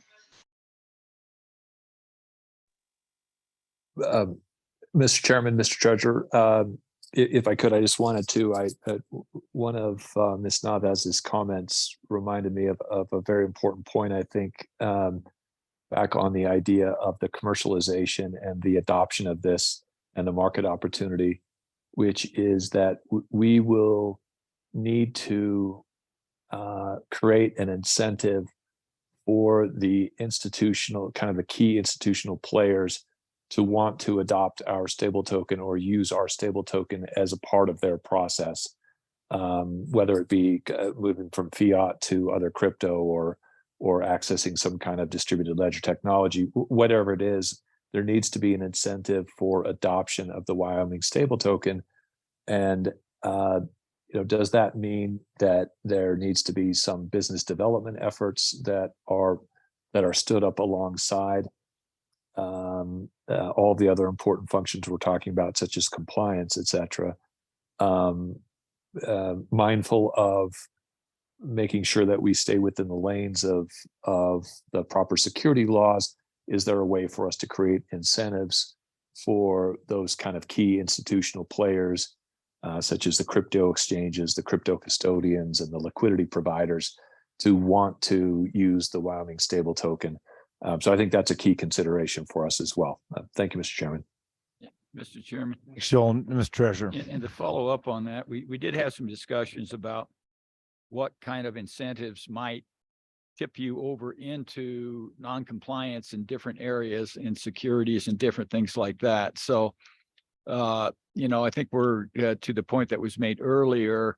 We better understand, every type of every law in which we could possibly run afoul of that we don't even think we are. So when we get into the marketing, we make promises that we shouldn't be making because that would throw us out of compliance in one section or another. So it's we as we say, we don't know what we don't know, but we can't move forward until we know what we have to know. And that's going to be, I think, with the experts that we have here, I think they're going to keep us out of trouble. But I think we have to move judiciously. But as far as the, getting the technology that everybody uses stood up, that can be done in a very, very short time. But whether or not that's something that will carry us all the way through, the end of this, I'm not sure if it has to, because I think you can evolve the technology as you need it, as your volume spins up. But if we, look at phase one with credit and institutionals areas, with an eye on retail at maybe an end goal, but that's going to keep the volume down. And I think, and if we do it with known people within the state on a test basis, just making sure, and that's kind of what we're looking at as a beta test by the end of the year. So yeah, you can do a coin almost overnight, but to do a coin that is functional, we need to look at, what areas of functionality that we have to have, roll that into our business plan, and then look at the other areas that we're going to have to. We've got a list here of, I don't know, probably 20 different types of vendors, and we don't even have on the list, I think, website development, which is where most people as a portal is going to have to come in and access the token. And so, there's a lot of different vendors that we're going to have to look at. I think we're going to have to prioritize those and prioritize them into different phases, but understanding that it's a no, it's a heavy lift, but it's not it's going to happen. It can happen. And thank you, Mr. Treasurer. And this discussion also reminded me of one other item that we talked about in the compliance, and that is the absolute essential aspect of having dual controls, and to whatever extent we can, to insulate the final product from any political perversion. And I'll be very straightforward about that.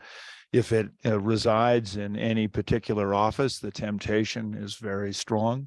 And if it provides under the purview of the legislature, the temptation is very strong to reach. I think, Flavia, your point about the run that was with a former firm of yours, and your standing firm saying, we're not going to issue until we've met all the obligations that we have to make that very clear. And having served as treasurer, having served with this great treasurer who's been phenomenal, and now as governor, the temptation when things get tough is something that we're going to have a real strong sense of discipline about as we go forward. So we really talked about architecturally how we can guarantee that. And that's not just about Wyoming.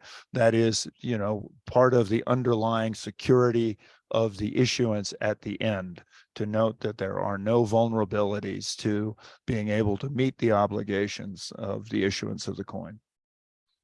So That's right, Governor. Integrity and preservation of the reserves is the most critical thing in this process. Unless, as I said earlier, unless holders trust that they will be able to meet redemption upon request, the token will not meet adoption. So we need to ensure that integrity and preservation of the reserves is the first and foremost thing that we're thinking about. Chairman, directly to your point, I guess, 50% plus one in the legislative process can change the integrity of the reserves overnight. It may be that as far as things that we want to look as a legislative considerations is to the things that need to be constitutional, we put them in the Constitution, as far as guarantee of the preservation of reserves or things that we know that they can't happen no matter where things sit. They stay put. And so that's something that I think that would go a long way into, I think, giving people some understanding that, yeah, this is something that we're going to protect, and we're going to protect their money. Senator.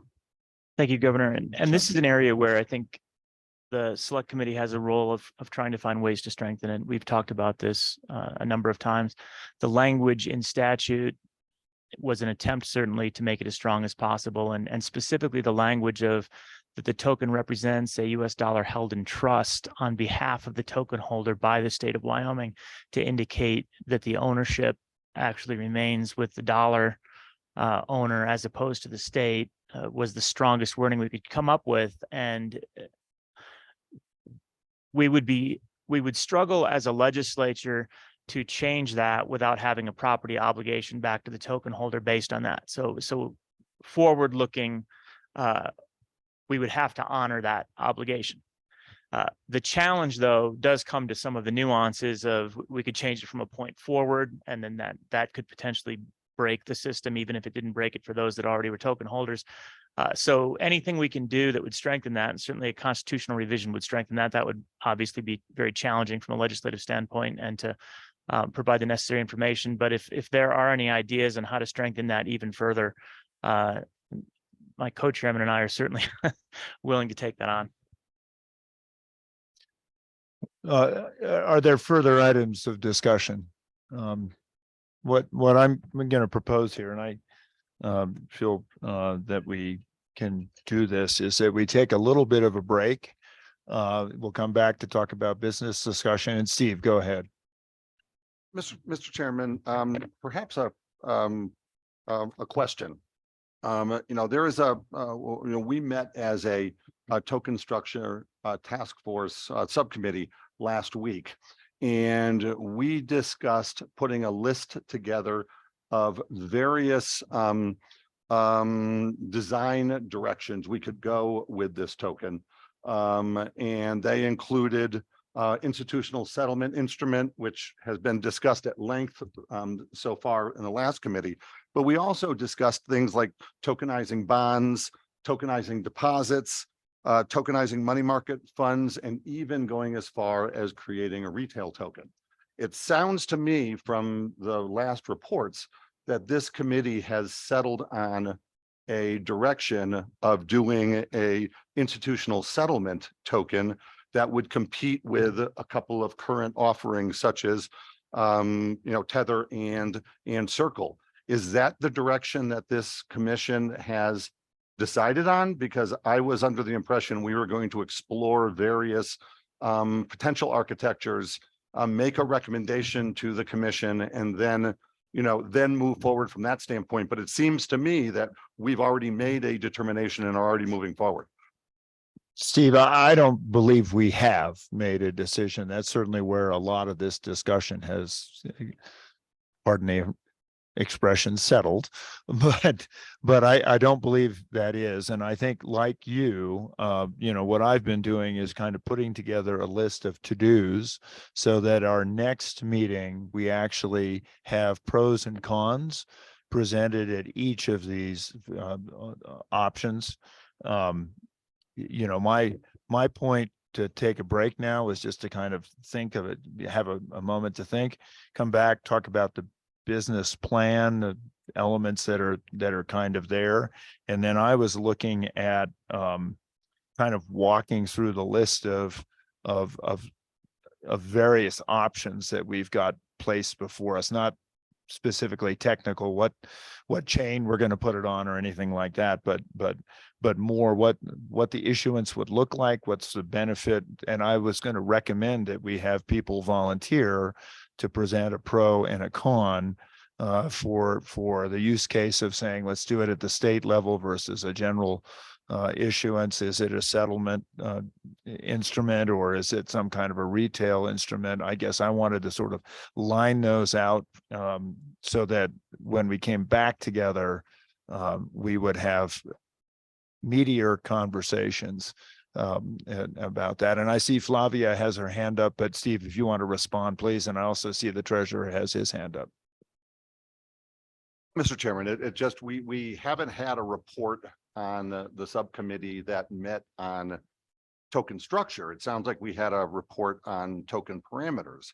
So we haven't discussed what those various potential design concepts. And so I was confused in that, you know, we did meet on discussing many of these parameters, not parameters, but design considerations. And it just seems that we were going to go move to a break and then we were going to discuss the business plan. And I didn't know if we were planning on discussing what we discussed in our subcommittee. That's all, Okay, Mr. Chairman. okay. And so Ms. Naves, she had her hand up, and then treasurer. Thank you, Governor. Yeah, so Steve, you're absolutely right. There has been no decision made. This is all part of the business plan as we draft it, right? And what are the phases and what it is that this looks like is all being thought about. These are just ideas that we're throwing around and open, obviously, to the discussion. So I look forward to catching up after the break. Thank you. Mr. Treasurer. Yeah, Mr. Chairman, to be clear, what we had thought on an RFP for a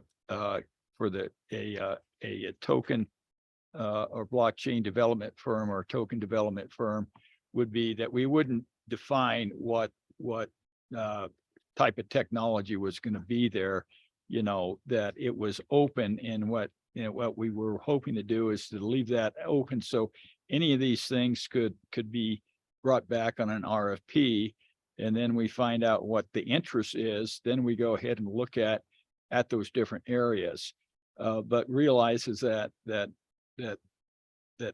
we didn't believe that we could stand up everything by the first of the year, you know, to the extent of having, you know, a total retail thing that was, you know, a wallet on your phone that acted like Apple Pay, you know. So except I think Brian thinks that we can do that, you know, and he's confident that could happen. You know, the rest of us were maybe a little bit more cautious, but I think that once we get the RFPs back, and if we had firms that would come up and say, yeah, we can do this, and we can do this by the end of the year, and we can put all of these different safety factors in there and have it done, and it's a turnkey deal, and it's going to cost you X, then that's a conversation that we could have.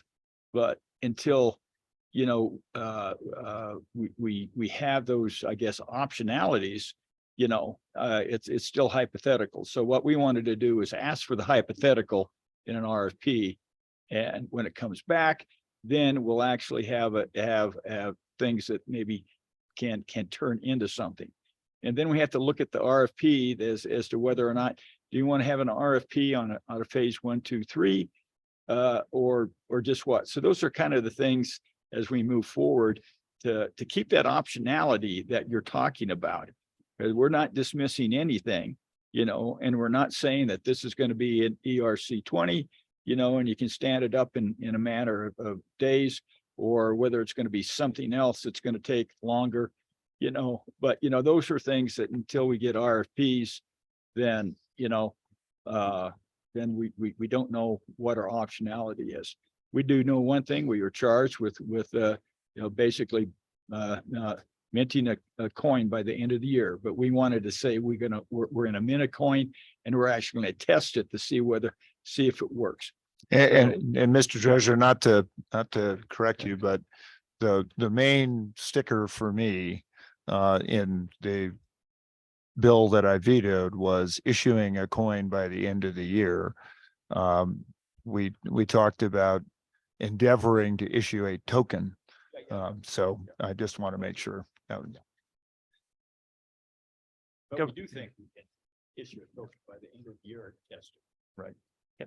What it's going to be able to do, you know, we think that it should be able to at least do, you know, credit and institutional transactions. You know, we think that should. And that's the. and Chris, is this responsive, or can I let Steve go first? Steve, go ahead. No, excuse me, through the chair. Thank you, Mr. Treasurer. I think the treasurer confirmed exactly what my concern is that we are moving forward with an institutional settlement token with the understanding that we probably won't be able to do a retail token in time, notwithstanding what Mr. Bishop has said. So what I'm hearing is that we have determined what this token is going to be and look like. We are going to create an RFP that gives flexibility about the technology side of it.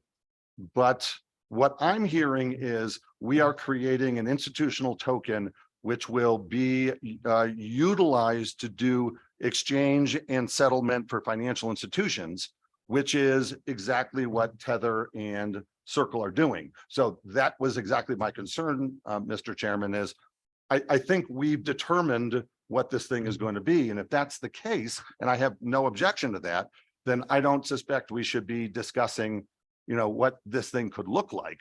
I'm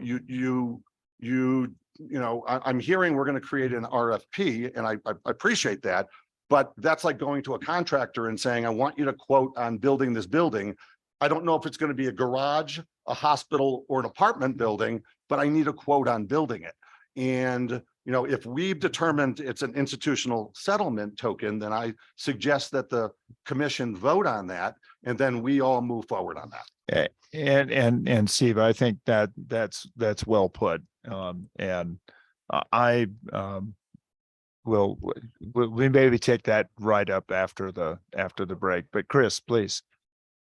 So, Governor, on that point, I think the concept that Ms. Naves put out of it being a phased approach, where that is effectively a phase one solution on a path towards what is effectively a retail token more broadly used, more appropriately captures it. The institutional settlement token is not something that I would perceive as an endpoint. It is a step on a path, which is a very reasonable step based on the need to start bite-sized and then grow as the technology is proven out. I don't think we necessarily do want to say at this point in time, all right, we're building an institutional settlement token. And I think as you put forward an RFP, it needs to be clear that that's not an endpoint, that is a milestone. If we were to make it the endpoint, it would change the technology that was being used rather dramatically, honestly, and how things would get done.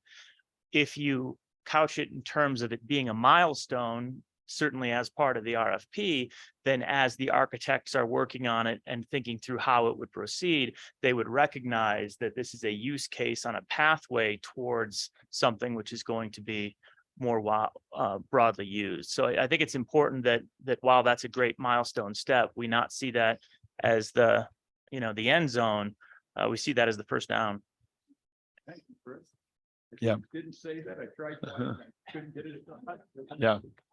Yeah. Well, I still think the issue is well framed. We are talking mostly about a type of design and instrumentality. We are not necessarily looking broadly at either, to Joel's point, where the market would find the best use, and our competitive advantage could be done. So that's still a remaining issue for me. And I don't want to leave this discussion without noting that I do not think that the state of Wyoming has any interest in interfering with ordinary banking or anything else. In fact, I think probably, Brandy, constitutionally, that would be a problem for us. So I just want to make sure we bear that in mind. Is there anything else? David? Just from my perspective, I would have to, and to Steve's point, I would have to say I don't have enough information to, and would not have enough information to vote on anything as to what the final look of this is going to be yet.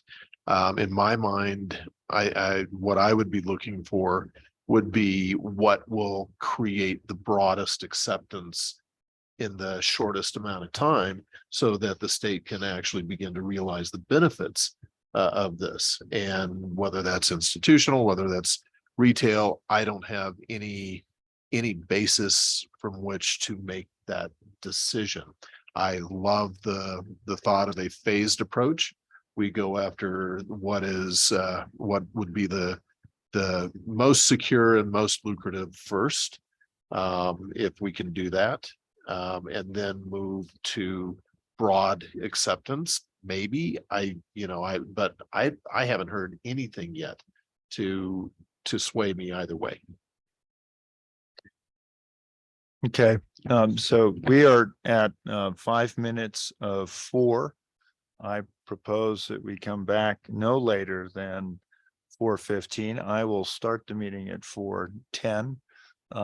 And come back really with a couple of ideas. I think we're not going to build a business plan today, but we are going to be able to put in place what are the things that we want that business plan to have.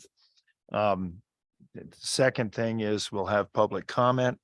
And then, as I said, I want to enumerate a number of things that we can come back more specifically to have a resolution on, or at least conversation on at the next meeting. So have that in your mind as we break. Thanks.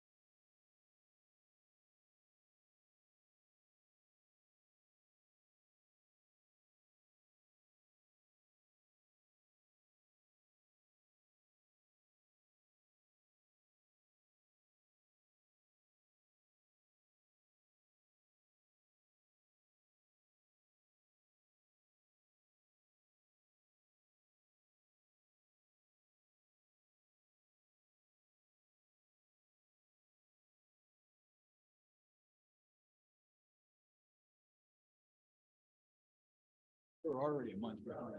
Yeah. All right.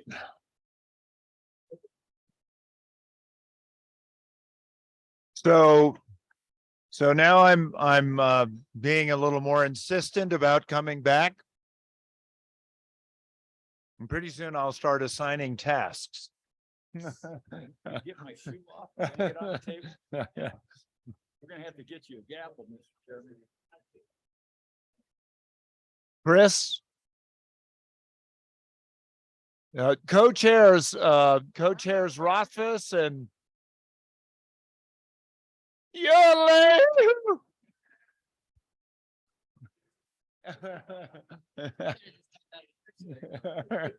Yeah. Thanks. Noting that time is of the essence, not only for what we're trying to get accomplished here, but also we have to be out of this room. And I'm thinking we have to break it down as well. So, yeah, but we need time to get that done. So, coming back, as I said, I want to just try to put the basic elements of what we see in a business plan down, and then we can do something of an assignment of who does the drafting of that as well. But let me just open this up. We've had conversations about the type of instrument, about crafting of RFPs, and all of this. We've also talked about what the administrative pieces of this are going to be. Madam, I hate to do this to you, Madam Auditor, but I think why don't we start with what you see as sort of the fundamental administrative pieces, because I know we talked about that at the subcommittee. And then I would move it open, and then we'll move on to some of the other pieces as we go. So, Mr. Chairman, can you narrow that in a little bit for me? You're speaking in terms of next steps. right, next steps. So, well, this is business plan. So this person's got to have the ability to probably craft and handle a budget, correct? Indeed. And you know, and our budget is fixed and small for the time being, but Right. yes, be able to manage a budget.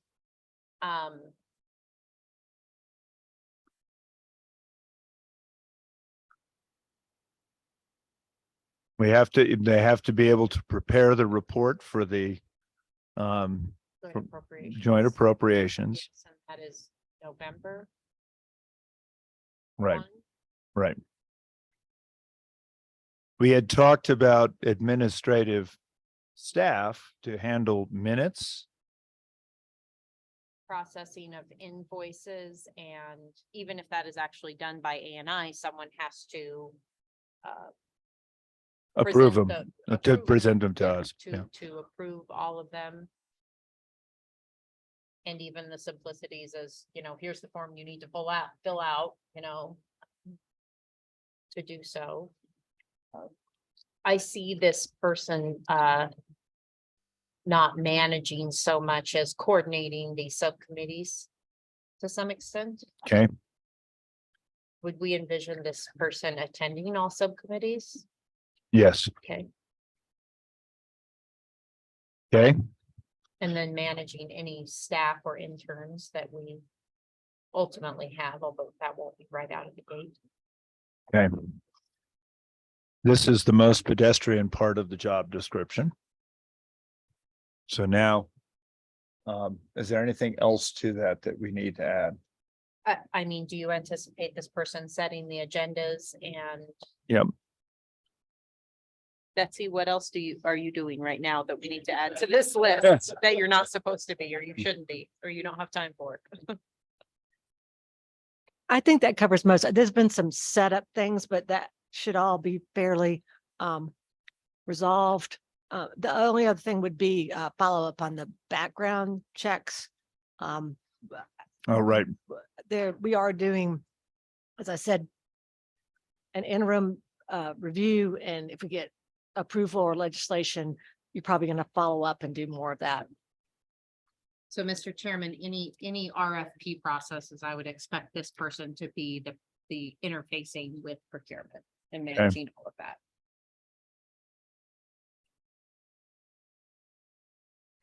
Sure. Okay. Anything else? All right. Flavia, when we met, you had talked about a number of other things before that. I don't want to necessarily put you in the spotlight, but do you have other things that you would include? I think when we were talking, you were talking about the possibility of crafting a basic description. And I just wanted to confirm that, number one, or number two, if that's not the case, then what additional aspects do we need here? Yeah. So if we think about all of the obligations or duties that will be in place, I think as a starting point, that makes sense, Governor.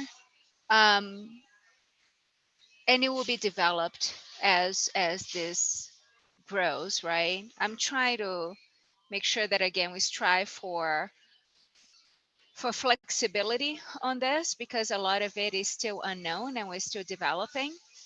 I think the points that have been raised make sense. But obviously someone that is going to be looking at this very end to end, right? And there's a lot of work that your office is doing today that is going to be transitioned to that role. I think that makes sense. Okay, one of the things that was in every job offering I ever had was other duties as assigned. So I think that's the flexibility. End-to-end review. The one that was, I was trying to understand was outreach. So to be the point of contact, for, developing information, being able to post information, that sort of stuff. Anything else? Mr. Chairman, you mentioned the specific report that's due to the legislature, but I'm wondering just more general, I'm guessing this person would be expected to attend blockchain committee and probably report off on a regular basis, Okay. other than just the statutory report. Okay.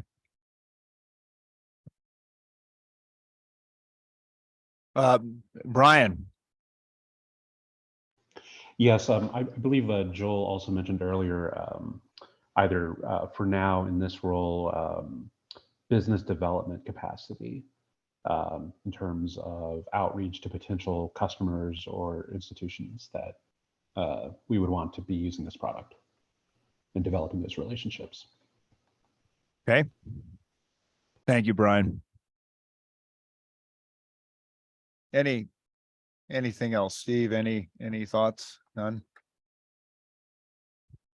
All right.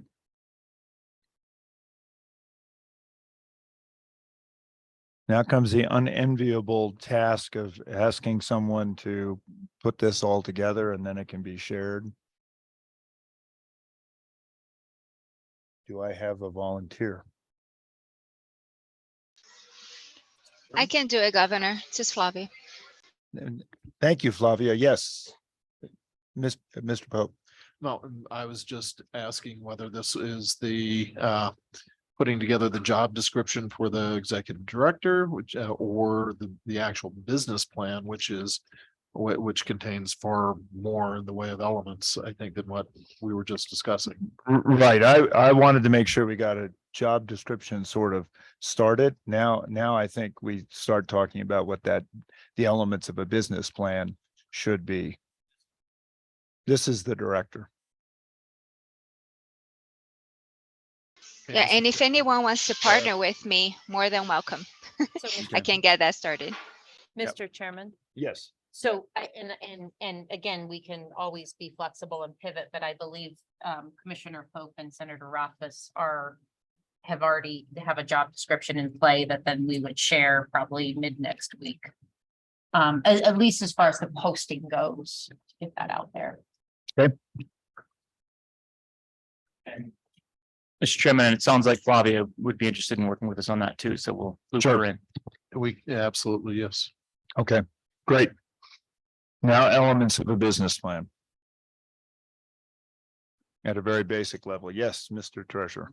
We had some discussions on what would be needed in a business plan, and we were going to start with just basically an organizational outline, keeping in track of our budget as far as, what we could hire and how much we were going to spend on personnel. And then after that, what's left after that is what we can spend on vendors.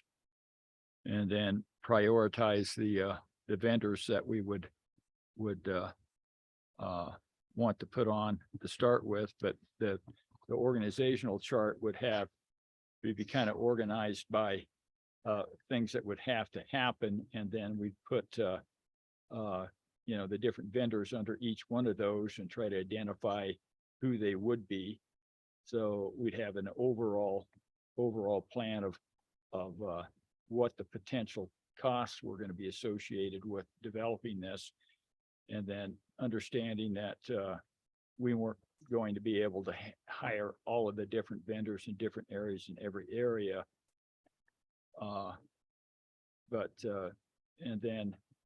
And then just kind of jump off of that into prioritizing what we could do within this time period with the budget. And so the general prioritization is in the statute, is endeavor to create a stable token. And so looking at the expenses and understanding that we're probably going to be operating in the red and have a serious J curve for quite some time.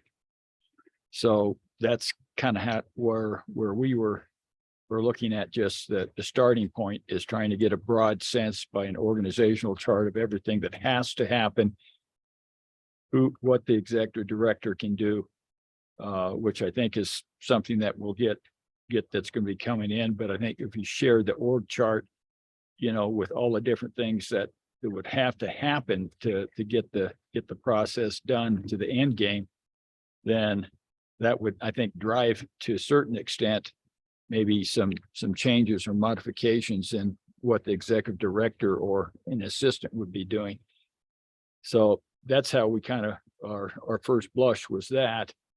And then, looking at, we had some priorities about what we wanted to make sure that happened is that one, that it was safe and it was secure. And those were our top two priorities, I believe, in that. So that's where we're going to try to prioritize either the vendors or the areas of the executive director that they would operate and function on. So we spent 150,000 plus probably benefits up to 200,000. We got about 300,000 bucks left in our plan. And that, I think, kind of drives us where we need to go. We thought about a website because that would probably be the entry point, the most logical entry point for a lot of different things, including buying and selling and exchanging the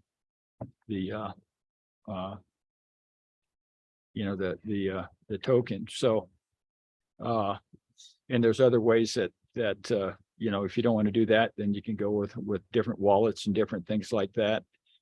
But, so those are things that you cost them all out, you see what you can afford and move forward, but not knowing what the costs are on some of these things, I think we can prioritize what we need to get done and then do some RFPs on the different vendors that could do it. And there are vendors out there that will do everything. You just say, build me a stable token. This is what we expect it to do. And they'll do that.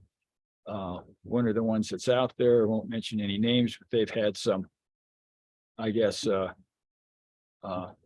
stumbles or whatever with some of the people that they're dealing with, and whether it was their fault or somebody else's, I can't tell you, but there's those vendors that want to go out there and do that. So that's one of the things in the business plan. Do we want to, control the things we can control?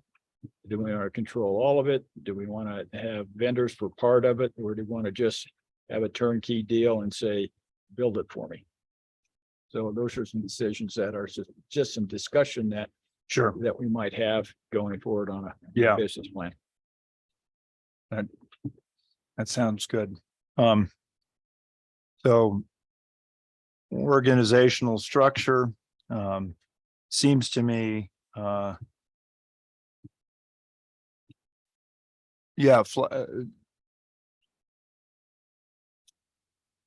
Flavia, my biggest concern, there's no question that we can issue a token within a few weeks if we want to, and we can send an RFP up, get it handled in 90 days and get it all done. In the event of failure, I don't know what the liability to the state would be. I know the liability is in the statute, not 1-for-1, but somebody might sue for damages. I don't know what that puts us for in situation. I guess that's one of my concerns, because I think, Mr. Treasurer, what you're talking about is really pushing as hard as we can to get something out there. And I'm anxious that we make sure that we have the systems in place that we can support whatever it is we get out there as strongly as we can. So from my standpoint, part of the challenge here is to make sure that the business plan talks about things like customer support, talks about things like reserve management, And those are sort of some of the things that I guess I'm worried about. And I don't know, Joel or Flavia or David or Jeff, if you have particular thoughts with regard to that, because I think and not to discount anything that's there, I think the excitement of getting this done is great, but I don't think that's the hard part. Let me characterize it so you know exactly what I'm saying when I say develop a coin and test it. That's testing it in a non-public environment. It's a beta test. You just figure out what is working, what isn't working. And so the problems that you would have necessarily with any liability would be controlled, because you're controlling the people that you're actually doing it with. We could do it within state government. We could do it with customers that sign off on this, and we would cover our liability in the contractual agreement as them wanting to be in part of the test. So you're just testing it to make sure that everything is functional. And as we said before, in our committee, the first thing was safety, and safety includes all those areas and elements and then some that has to occur. But no, you put it on the test track. You don't race the car in Le Mans until you race it in Arizona or wherever. Yeah. So that's what I'm saying. Okay. Mr. Pope. Thank you, Mr. Chairman. I've been thinking about this for quite a long time, since reading your letter to the legislature, which you mentioned a proper business plan and that in the letter. And so I've in my mind, I have a construct for this. And it is more of a private sector type business plan, because the goal of the state is to generate revenues, not just receipts. But you have two things you have to consider here. Receipts are held in trust. Revenue, which is what we will make from that money, is what the state can use. And this has to be the revenues on an ongoing basis after the initial development have to exceed expenses. Otherwise, there's no reason to have the token. And so the business plan will have to discuss these areas at the very least. It'll have to develop an organization chart or a chart of how this works. It'll have to address product design, legal and regulatory, audit and accounting, ongoing production and support, marketing and distribution, and the investment in that, and not just the investment, but the housing of the interim funds. How does that happen? In it will have to be a timeline for the success of each of these areas. We'll have to address our concepts of the phases that we've talked about earlier. It'll have to chart when we will start having an inflow of receipts, and when we will have to, when we project we'll have an inflow of income. Within that, we'll develop things like burn rates through the initial 500,000. And in the end, it all has to work. And we have to have a plan for it to work. In my mind, the business plan isn't for the creation of the first token. It's for the ongoing success and management of the token. And there may be other areas that it has to address too. Those are the areas that I considered. And Mr. Pope, thank you. That's very helpful. I think, two elements too that we've talked about here. One is who's the customer? And I think the other one is what is the instrument?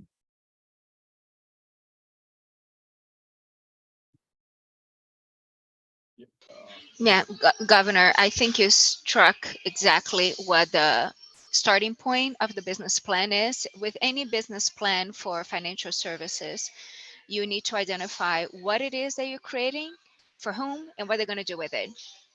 Right? So we already know that we're going to create a fiat-backed stable token, but we need to identify the user, the target use base, and what it is that they're going to do with it. What is the purpose? Understanding that depending on the purpose of the token, it may be triggering different federal laws, either from securities, commodities, banking, anything else that we need to be thinking about, right? And that will be all considered. So I think as we start on the business plan more broadly, and I think it's a conversation to be had here because Steve raised this question earlier as well, is who is this for and what are they going to do with it? Because from there, then we think about all the other points that David just raised, which were very well made.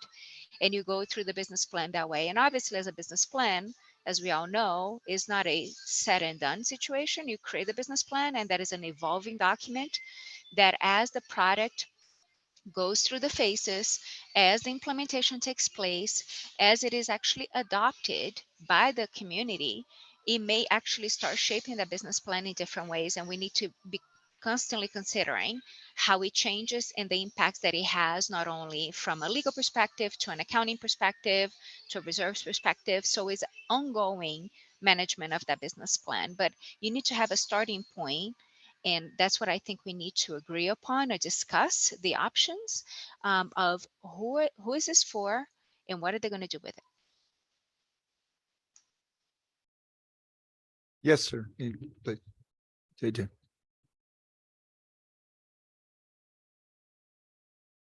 This is JJ Seiler with Input Output again. I just wanted to draw attention to a possible template for something like this. We go through lots of ideas. Some of them work, some of them don't work. We use a tool called a business model canvas, which is a really good way to visually represent what's going on in a product idea. You start with customer segments. You try to understand the customer relationships that you have with those customer segments, the different channels that you use to communicate with those customers, revenue streams. So anything that isn't receipts on top of what you're collecting, the value proposition of the thing that you're making. And if we could do one of these for each specific use case and try to evaluate these apples to apples, just to make sure that you're collecting the same kinds of information for each use case, because tool to do value transfer, like we were saying, is going to be very different than a retail token or something like that. Key activities with key partners. So, who you partnering with as the government, what kind of information are you going to get from key partners? How are they going to validate this? They're going to tell you something different depending on who your partners are. Resources that they bring to the table, key resources, and ultimately cost structures for ongoing maintenance. And I think that you could do one for each phase. If we're talking about just Wyoming, then US, and then outside of the US, and you can do it for each, each different use case. That sounds very exhaustive, but there's a right way to do this where you're really thinking, I don't know what customer I'm talking to with this, or it doesn't seem immediately evident, but you know what, this one seems aligned with both the statutory requirements, what we think we can start to sell right away, what we think is going to get some traction. And I pulled just a photo of this because I have this in my office. We're doing this for completely different kind of product. But what you do is you just throw sticky notes on it. Maybe you want to just develop one yourself. And we actually go through the process. I said, I'll make a digital one. And the group I was working with, they said, no, actually grab the sticky notes, move them around, make it tangible and start to think about these things. And there's going to be a big influx of ideas. And you say, just throw it all on the board. But then the real instructive bit is what can you take away and make it more essential over time too. This doesn't take, more than a couple of weeks to really get to a good idea. And you have someone else take a look at the board, and does it make sense? Does each of these seem to fit the categories? Does it make sense as a limited whole? So anyway, thank you for indulging me. And you got a thumbs up from Flavia on that too. Yes, I love Canvas. Absolutely. I love product development flows and stickies. You're 100% with you on that. Okay. Next. I think Joe raised his hand. Yes, Joel. Thank you. Yeah, I just wanted to add one more concept here for the business plan, which is the market analysis. And I think that is, you know, not to keep coming back to what the where the needs are in the marketplace, where the potential demand is. But I think that's critical to the ultimate adoption of this. And so having a section of the business plan that details the competition, how the Wyoming stable token would fit in alongside the competition, how it would compete, you know, its strengths and weaknesses, and how we could potentially take market share, you know, what the market looks like, the total addressable market, and then what the potential to grab that market share is. Thank you, Mr. Chairman. Thanks, Joel. All right, other thoughts? Yes. Thanks.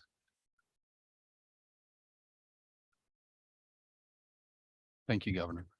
Scott Moeller, one of the organizers of the American Crypto Fed DAO. Not sure if my discussion should be here on the business plan or in public comments, but I do think it's very relevant on the business plan side. I really appreciated the comment that you had earlier, Governor, on make it more than just a novelty, as well as the entire discussion we've had on milestones and phases of this. As you know, we've been advocating for the Wyoming stable token to be used at retailers at the point of sale. So real world use case, both in Wyoming and beyond Wyoming worldwide. I really want to make sure that I foresee that is going to be a stage 2, stage 3 type of development. But I really want to make sure that the insight that you can get, the experts that you can bring them in at this stage, you know, even if we're looking far out. We raised up Troy Carruthers as a potential commissioner. Understand where we are today. But in terms of the business plan modeling, Troy was in charge of the entire payments for Kohl's. And how big is Kohl's? Kohl's is a top 25 retailer in the United States, close to 100,000 employees, 1,100 stores in 49 states. Okay, and he's in charge, was in charge of credit, debit, Kohl's Cash, all of their internal systems. So I would want to bring in that insight into this process now, rather than far from now. Very good. Thank you. And as I indicated at the beginning, we want all participants to be there. Yes, sir. Yeah, this is Xiaomeng Zhou, one of the organizer of American Crypto Fed. I think we want to propose payment subcommittee. We don't know when the commission can consider that. If we want the consumer and the merchant to use the Wyoming stable token, we at least think about 18 months, 24 months away for any checkout for the large US merchant to look at any payment option. It take a long time for test it out. And their big problem if you have issues in Thanksgivings, all those holidays and big lines. So I think if we really consider that use for retailer merchant is the early possible, and to set up that committee and to look into all the issues from end to end, and like KYC, AML, point of sales, APIs, wallets. There are so many issues that need to be considered. So there's no much time if we look at 18 months, 24 months away. So we are not considering to look at it this year to issue any tokens, but we want to build solid understanding among merchants. Thank you. Thank you. Yes, Chris. Thanks, Governor.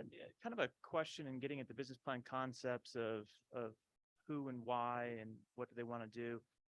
The look at merchants when there's competition already in the space. I think one of the things that would be helpful for the business plan as it's being developed would be to understand why the existing market products aren't being used by the merchants that are represented by the Merchants Advisory Group, and what the differential would be of a Wyoming stable token that would provide a use case justification, right? I mean, that's exactly the kind of thing that would be valuable for the longer term aspect of the business plan, recognizing that that might not be the phase one, but as an aspiration point for a phase two or phase three, what would the characteristics of a Wyoming stable token be that would make it an attractive use case for this multi-trillion-dollar retail sector? Because again, it's the starting point. So this is the time when planning for that type of a use case and understanding what the business case differential would be to justify it would be helpful. So maybe Mr. Carruthers could be a participant perhaps in drafting that aspect of a business case, looking at that long-term use. Thank you. Very good suggestion. Anything else? Let me summarize what I think we have here. What I'm hoping comes from the next meeting. One is that we have a number of use cases developed that can talk across both types of issuance and also what the use parameters would be. And I think we'll probably have to assign people to do that so that we can present that and have a discussion one by one. I think, Mr. Treasurer, your organizational outline probably helps with that a lot, because once we know what we're shooting for, to your point, the first phase is a beta test, and that can move ahead. I think hearing about the phased approach would be incredibly valuable. I think we can probably agree, and please correct me if I'm wrong, our issuance would be probably within the state first to see how uptake was. I think, and Flavia, correct me if I'm wrong, but I think as soon as it goes nationally, we might as well consider it global, because it probably won't, especially if it's public chain, stay local.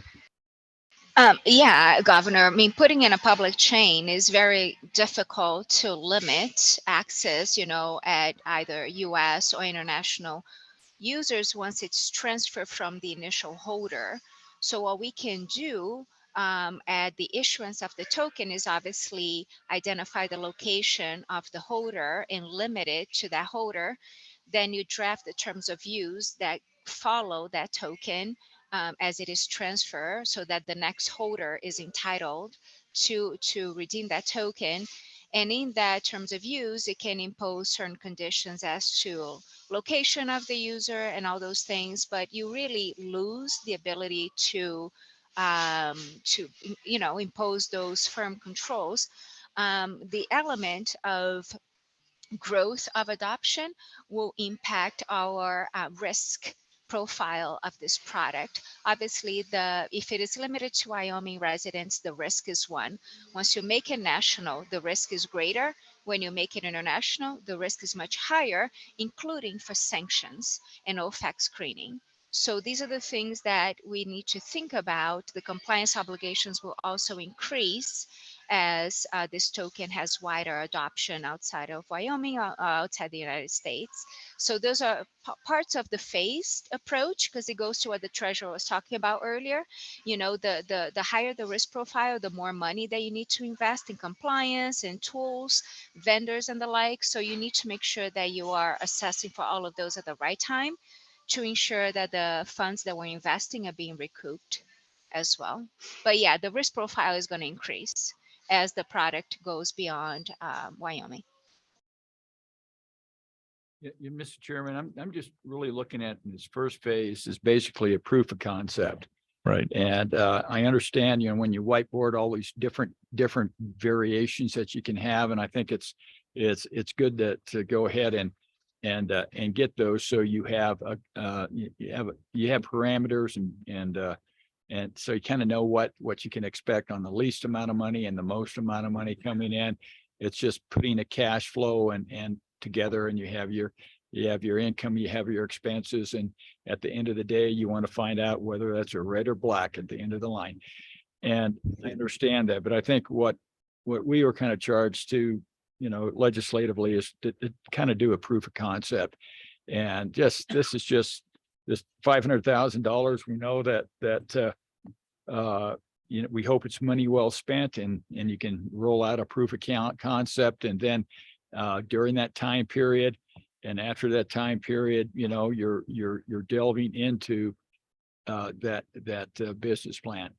And I agree, you have to have that type of plan that you put forward, because it is a business. It isn't a governmental operation, you know, period. That's the way it is. It's we're getting into an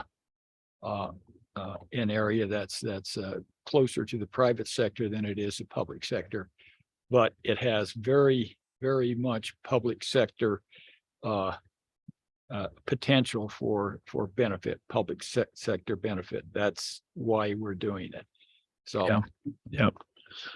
Thanks. And I will recognize you, but I also wanted to note that I think both Joel and Senator Rothfuss discussed, you know, kind of a market analysis.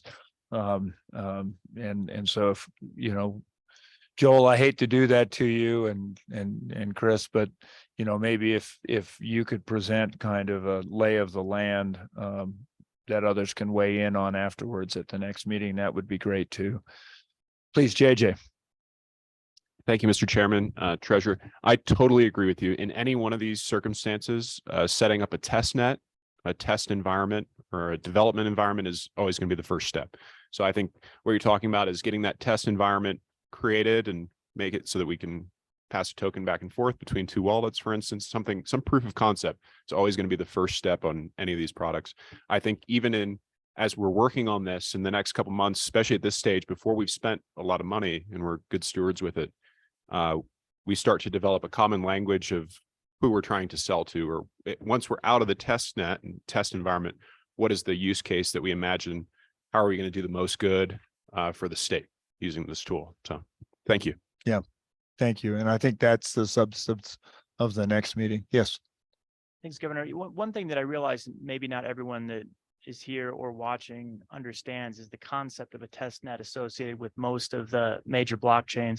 And maybe JJ can provide a little bit of a background on what you mean when you say test net, and what the infrastructure is in place with whether it's IOHK's blockchain, or honestly most of the other major blockchains that would work with smart contracts and work in this space, how that operates, and what you would anticipate we would probably do utilizing the test net. For Mr. Chairman, thank you, Senator Rothfuss. I'll let Joel speak to this as well. He's our chief legal officer at Input Output. But yeah, this is JJ Seiler with Input Output here. A test net is essentially a sandbox where you can put everything in place before you push changes to what we would call a production environment or a retail facing environment. You have a sandbox where you can stand up basically nodes on a network that's not connected to the main chain, and you can push out changes to this test environment, see how it reacts, see how it affects things like what we would call block propagation, how long it takes for every node to get the same information on a network. Because what you're talking about is with a blockchain, you're really talking about a distributed multi-party computation environment. So lots of different nodes in different places working together. So when you make changes or you add parameters or modify parameters, you want to see how the information propagates across these different nodes in this network. And that sounds a little crazy, but it's you want to see how the computers work together when you start to tinker with it. So before you send it over to the production environment where people have real skin in the game, you want to make sure that you haven't done anything incorrectly. So I think it's totally within realm of possibility to have a test net stood up this year where you're not asking people to put their own money in quite yet. So I'll let Joel speak to this a little bit. No, the only thing I would add to that are two features. One, you can control who has access to participate. So you're inviting a select number of people to come in and kick the tires on your network. And two, you don't actually have to create the real stable coins. You're creating in effect a faux coin that exists only in a virtual world that people can test to see how it would function if it were actually issued. So with those two approaches, you can control how you roll out this test net before you actually put it in the hands of the ultimate users.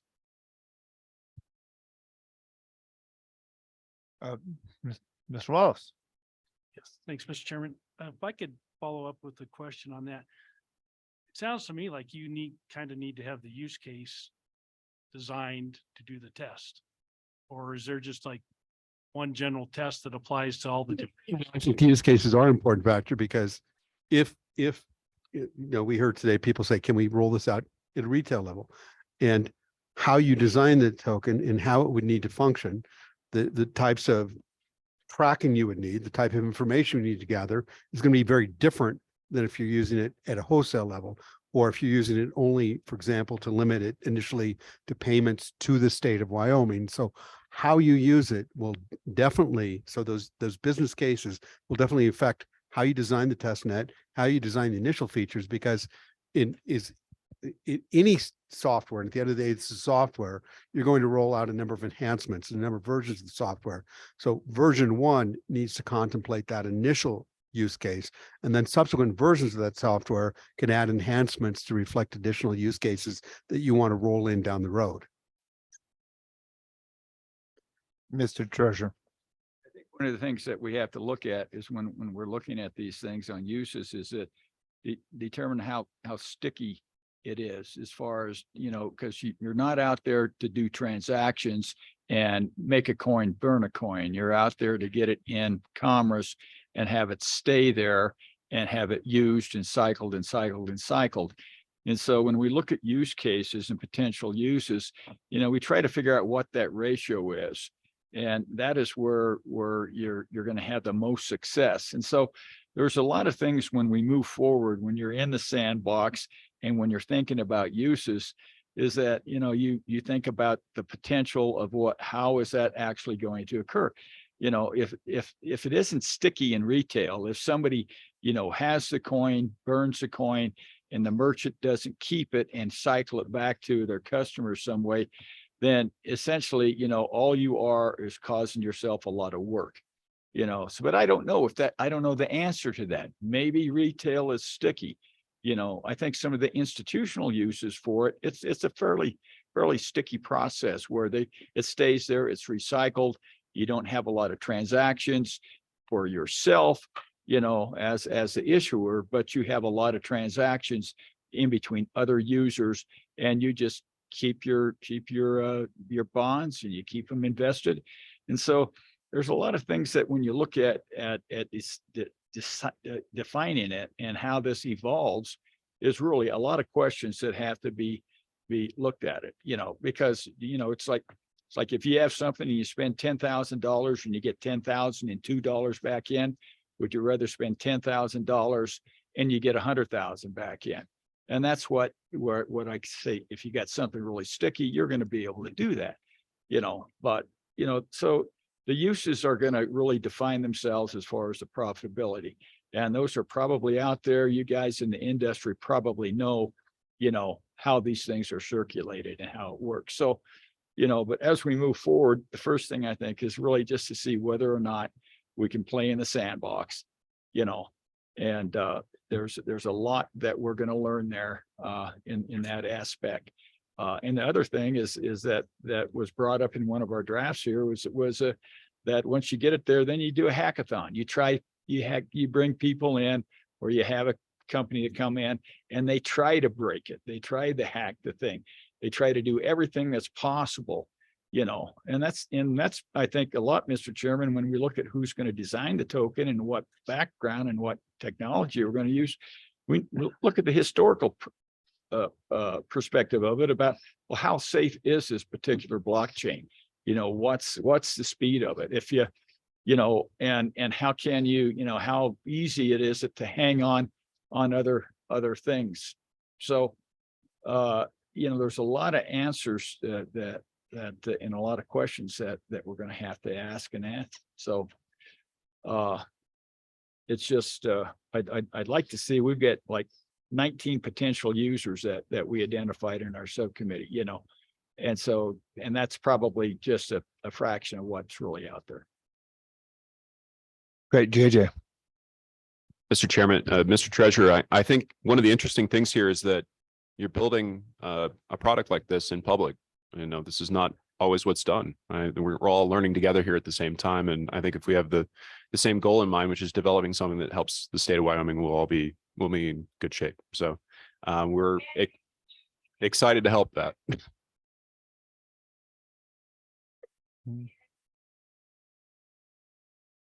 Okay, and I know Jay is got her hand raised up there. Thank you, Governor, and thank you, members of the committee. My name is Jay Yang. I'm with Tassin Incorporated. We're a Cheyenne-based blockchain company.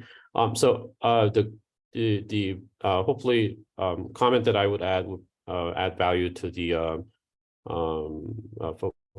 everybody here is that the testnet consideration should include off-chain solutions as well, since you know, the stable token will involve banking integration, as well as things like the treasury node purchasing API integration. So the you know, as Treasurer rightfully mentioned, the blockchain selection is definitely very important because that constitutes sort of a usability by general public. But the you know, also important is when setting up the general infrastructure for this sort of thing, figuring out how everything is put together end to end is also very important. So our earlier mention was that there would be some sort of website or web front end that makes it easy to sign up, do KYC, and handle things like deposit, cash, and transfer from one bank account to the stable token account. Those things would, of course, be included in testnet. So it's not just the test environment or running you know, smart contracts in testnet for the smart, you know, the blockchain, but also things that involve off-chain transactions as well, and how to credit the depositors and withdrawals, and handling all the integrations on the KYC if there's external vendor or all that stuff. I do want to perhaps offer you know, another insight here is that while the final form for stable token may have many different features like interdiction and so on and so forth, I think you know, my personal opinion is that general infrastructure and general outline of deposit, minting, and redemption, and integrating offset asset purchase and all that stuff, and creating an auditor administrative dashboard. Those things are fairly stable, whether the business, you know, model is one way or the other. So perhaps there is a, you know, a good compromise in getting certain things started that is generally applicable for all kinds of businesses, business models. Since, you know, you'll still need to have auditor dashboard asset access and all that stuff. So just wanted to provide that additional insight. Hopefully this will be of value. Thank you. Thank you, Jay. Very, very good points. Other comments, other comments. We had one. Right here. Oh, sorry, Uh, Scott. Chairman, Governor, and members of the commission. Having listened to what has been going on, I got to tell you that I have not heard a lot of what we want as a business plan that we want to see. I think that Commissioner Pope has made it very clear. These are the things that we want. Why do you do a business plan? Because I'm going to try to borrow money or I'm going to try to get investors. If you're independently wealthy, maybe you don't do it, but every independently wealthy person I know does their own business plan to see what that return is. Our investors are the people of the state of Wyoming, represented by the legislature. They've invested $500,000. I've heard a lot of discussion today. Maybe we have to go back. We might have to get more money. We may have to do a lot of things, but we have to show, this commission has to show in a business plan of here's the revenues, here's what we expect to receive out of it. And here's not only your return of your investment, but return on the investment. The whole thing that was billed with this thing was that this is another way that Wyoming can diversify its economy. But I think as Treasurer Meyer made a comment, are you going to invest $100,000 just to get two? Probably not. We can figure out a lot of ways in the treasurer's office to make more money than $2. So I think that we have to have a return. We have to see a real business plan. Here's what the revenues that we expect, not just the receipts and the expenditures on T-bills, but what is the revenue that Wyoming is going to receive from this? And then here's the return that we're going to get based upon the investment that the legislature has bestowed. And I think that you're going to be asking the legislature again for more money, but I think we have to be able to go back to the legislature and say, this is what kind of return we anticipate. And that's the kind of business plan I think we all want to see. The rest of the comments I think are excellent. And there may be a lot of things that we can do to help fine tune that business plan and the things that we have to look at. But from a standpoint of a Wyoming citizen and on behalf of the banks, we're looking at this saying, okay, what are you going to do with this investment and how are you going to generate the revenue and what kind of return are we going to see? And that's what I think that Mr. Pope brought up very clearly. Here's what the things that we have to look at, not just the cost of doing business, but also the regulatory and the accounting and everything that goes into that. And that's what we're really wanting to hear from a business plan. And I think we've kind of moved interstitiously through this stuff, or maybe through the fog about here's some different ideas that may help. But I would really like to see a business plan that comes out that says, here's how we're going to return this money to the people of the state of Wyoming with a return of investment that is very admirable. We've heard numbers about billions or millions or what have you. I don't know how this is all going to work, but I'd like to see a business plan that shows this is the kind of investment that this legislature is going to make. This is the kind of return they expect. Thank you, Mr. Meyer. Appreciate that. Yes, ma'am. And just identify yourself too, please.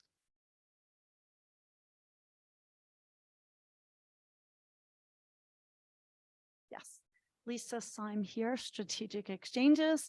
And I think what you had mentioned earlier, Mr. Chairman, Governor, was what you had offered and asked Chris Rothfuss to do with Joel, to really go back and do some history on what are payments costing the state today, right? I don't think we can move forward without looking at what do payments cost with fiat dollars, right? I don't think that was really discussed because we can't just go, what is it going to be like if we get a stable token? How much is going to bring us? It's really how much will we save Wyomingites from what they're spending today? Okay. Right. Regular cash payments we were discussing earlier with the treasurer. What do they cost and how much money can you save Wyoming? I think has to be part of the discussion moving forward. Okay. My comment. Thank you. JJ. Mr. Chairman, I just wanted to call attention to the scope or the scale of what we're doing here. If 500 people put in $1,000, then you've made your money back for the state.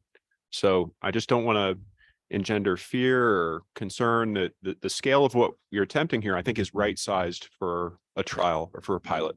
Or if 1,000 people put in $500, for instance, and if it's $1 a token, then you've made $500,000. So it's very achievable. It's very doable. Even if they just bought it as a, wait, what is it? Sorry, 1,000 people, $500 piece. Mr. Chairman, sorry, I just have a question. I guess my knee-jerk reaction, which I just need some help understanding, is if they've purchased the coins, we haven't made anything.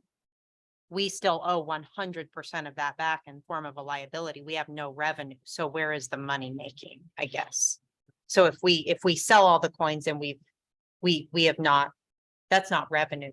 But please correct me, someone, if I'm wrong. Yeah, Mr. Chairman, if I'm understanding it correctly, then the state would hold on to the $500,000 in receipts, right? But then that would be invested in T-bills at that point. That's where the revenue comes from. So essentially Chairman? it's the Um, interest. Yes. Mr. Chairman. Yeah. If you please, thank you. No, the 500,000 would be invested and at 4%, that's what, that's $20,000 that the state would make. So in order to make back this initial investment, it's going to have to be much more than that. But I understand what you're saying. When it does not take a huge percentage of the market out there, I don't believe, and that's why I am completely and utterly behind this project. It doesn't take a huge percentage of the market out there in order for us to make money each year. And I think this is the substance of the next meeting, is really talking about the use cases, what the potential revenues are, what the challenges are. One other thing I would add is that I think, and I don't know, Flavia, maybe you have a suggestion, maybe Brandy has some idea, but I would love to have somebody just sort of outline what the potential federal regulatory issues are as we talk about the market case in each of them, so we don't blindly stumble into Mr. Gensler in a dark room. Yes, Governor, we can absolutely do that. They are the general parameters that you consider when we're doing a securities analysis under either.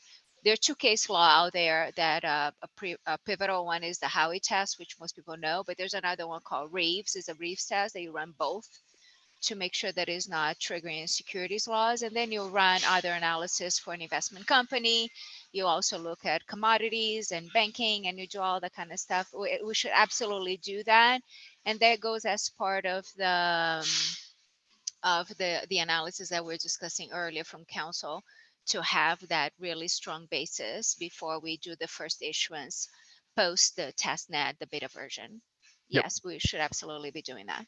And Mr. Fantastic. Chairman, we also, Flavia is exactly right. For a commercial company, as a state, we also need to look at constitutional issues, and we also need to look at things like the National Bank Act of 1963 that prevents states from issuing things that are currencies or look like currencies. So the considerations we have to look at as a state are slightly broader than a private company. Right. And Steve, that's exactly my concern. If we do something within the state, that's one element. If we do something that goes cross state, we are fully in the Fed's playground. So thanks. Chris. Thanks, Governor. One thing I wanted to go back to was the idea of the business plan having to be motivated by the state making a return on investment as a money-making concept. That was not the origin of the Wyoming stable token. That is a feature, but not the purpose. The purpose was to enable the other 30 plus pieces of legislation we've passed in the digital asset space to actually be workable in the state of Wyoming, in any state. One of the challenges we had as a select committee was the conversation, well, is there any cryptocurrency that the state of Wyoming would take?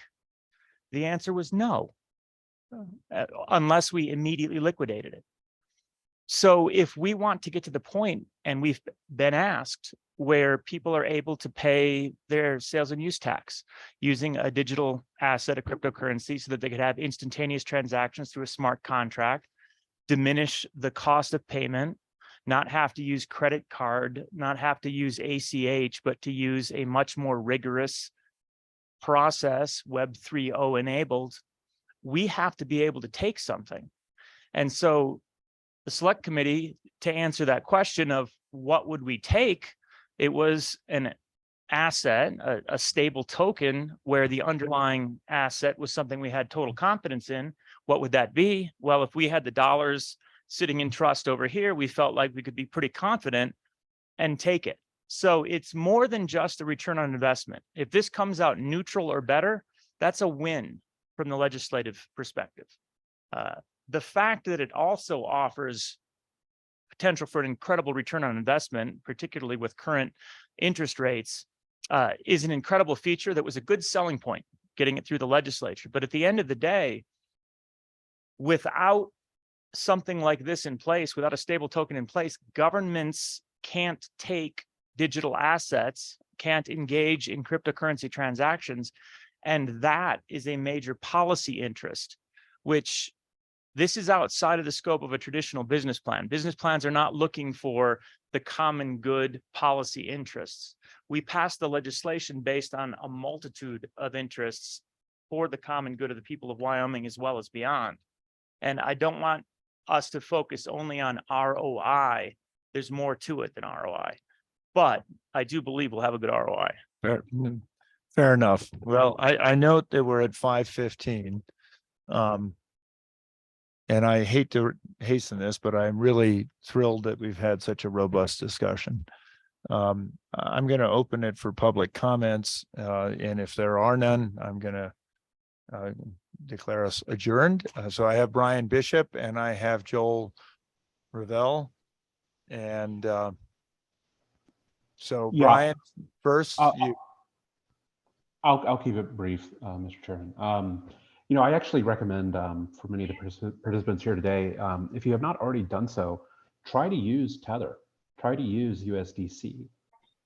Maybe not Tether, maybe USDC is a better place to start, but nonetheless, get it in a wallet and try Hey, to Brian, use it. could you start over? We had a public announcement here and we couldn't hear you. Oh no, all right. I'll try to keep it short. If you have not already done so, I would recommend that everyone here today should try to use a cryptocurrency wallet and try to use USDC, another stable token on the market. Try to use Tether. See how that works, and take comment and take note of your thoughts while you're doing that, of how it works, how it could be improved, and how that compares to what you are thinking about for a Wyoming stable token product. Anyway, that's all. thank you, Brian. Joel. Thank you, Mr. Chairman. I just wanted to address the questions that were going around a bit on the revenue opportunity and Senator Rothfuss's comments, great comments notwithstanding. Currently, the stable token market represents about 10% of the crypto market, or about $125 billion. So for each 1% of market share of the current stable token market, which has been growing quite rapidly, that's that is $1.25 billion. The current probably very short-term treasury rates, of course, which will move around, is probably a little north of 4%, but just to say 4%, that's $50 million a year of annual revenue for each 1% of market share. So I just wanted to level set what was being discussed earlier on that, and we'll talk about this in more detail at the next meeting. Thank you, Mr. Chairman. Thank you, Joel. Further comments? If not, they're wheeling everything out as we speak. Thank you very much. And I will declare us adjourned.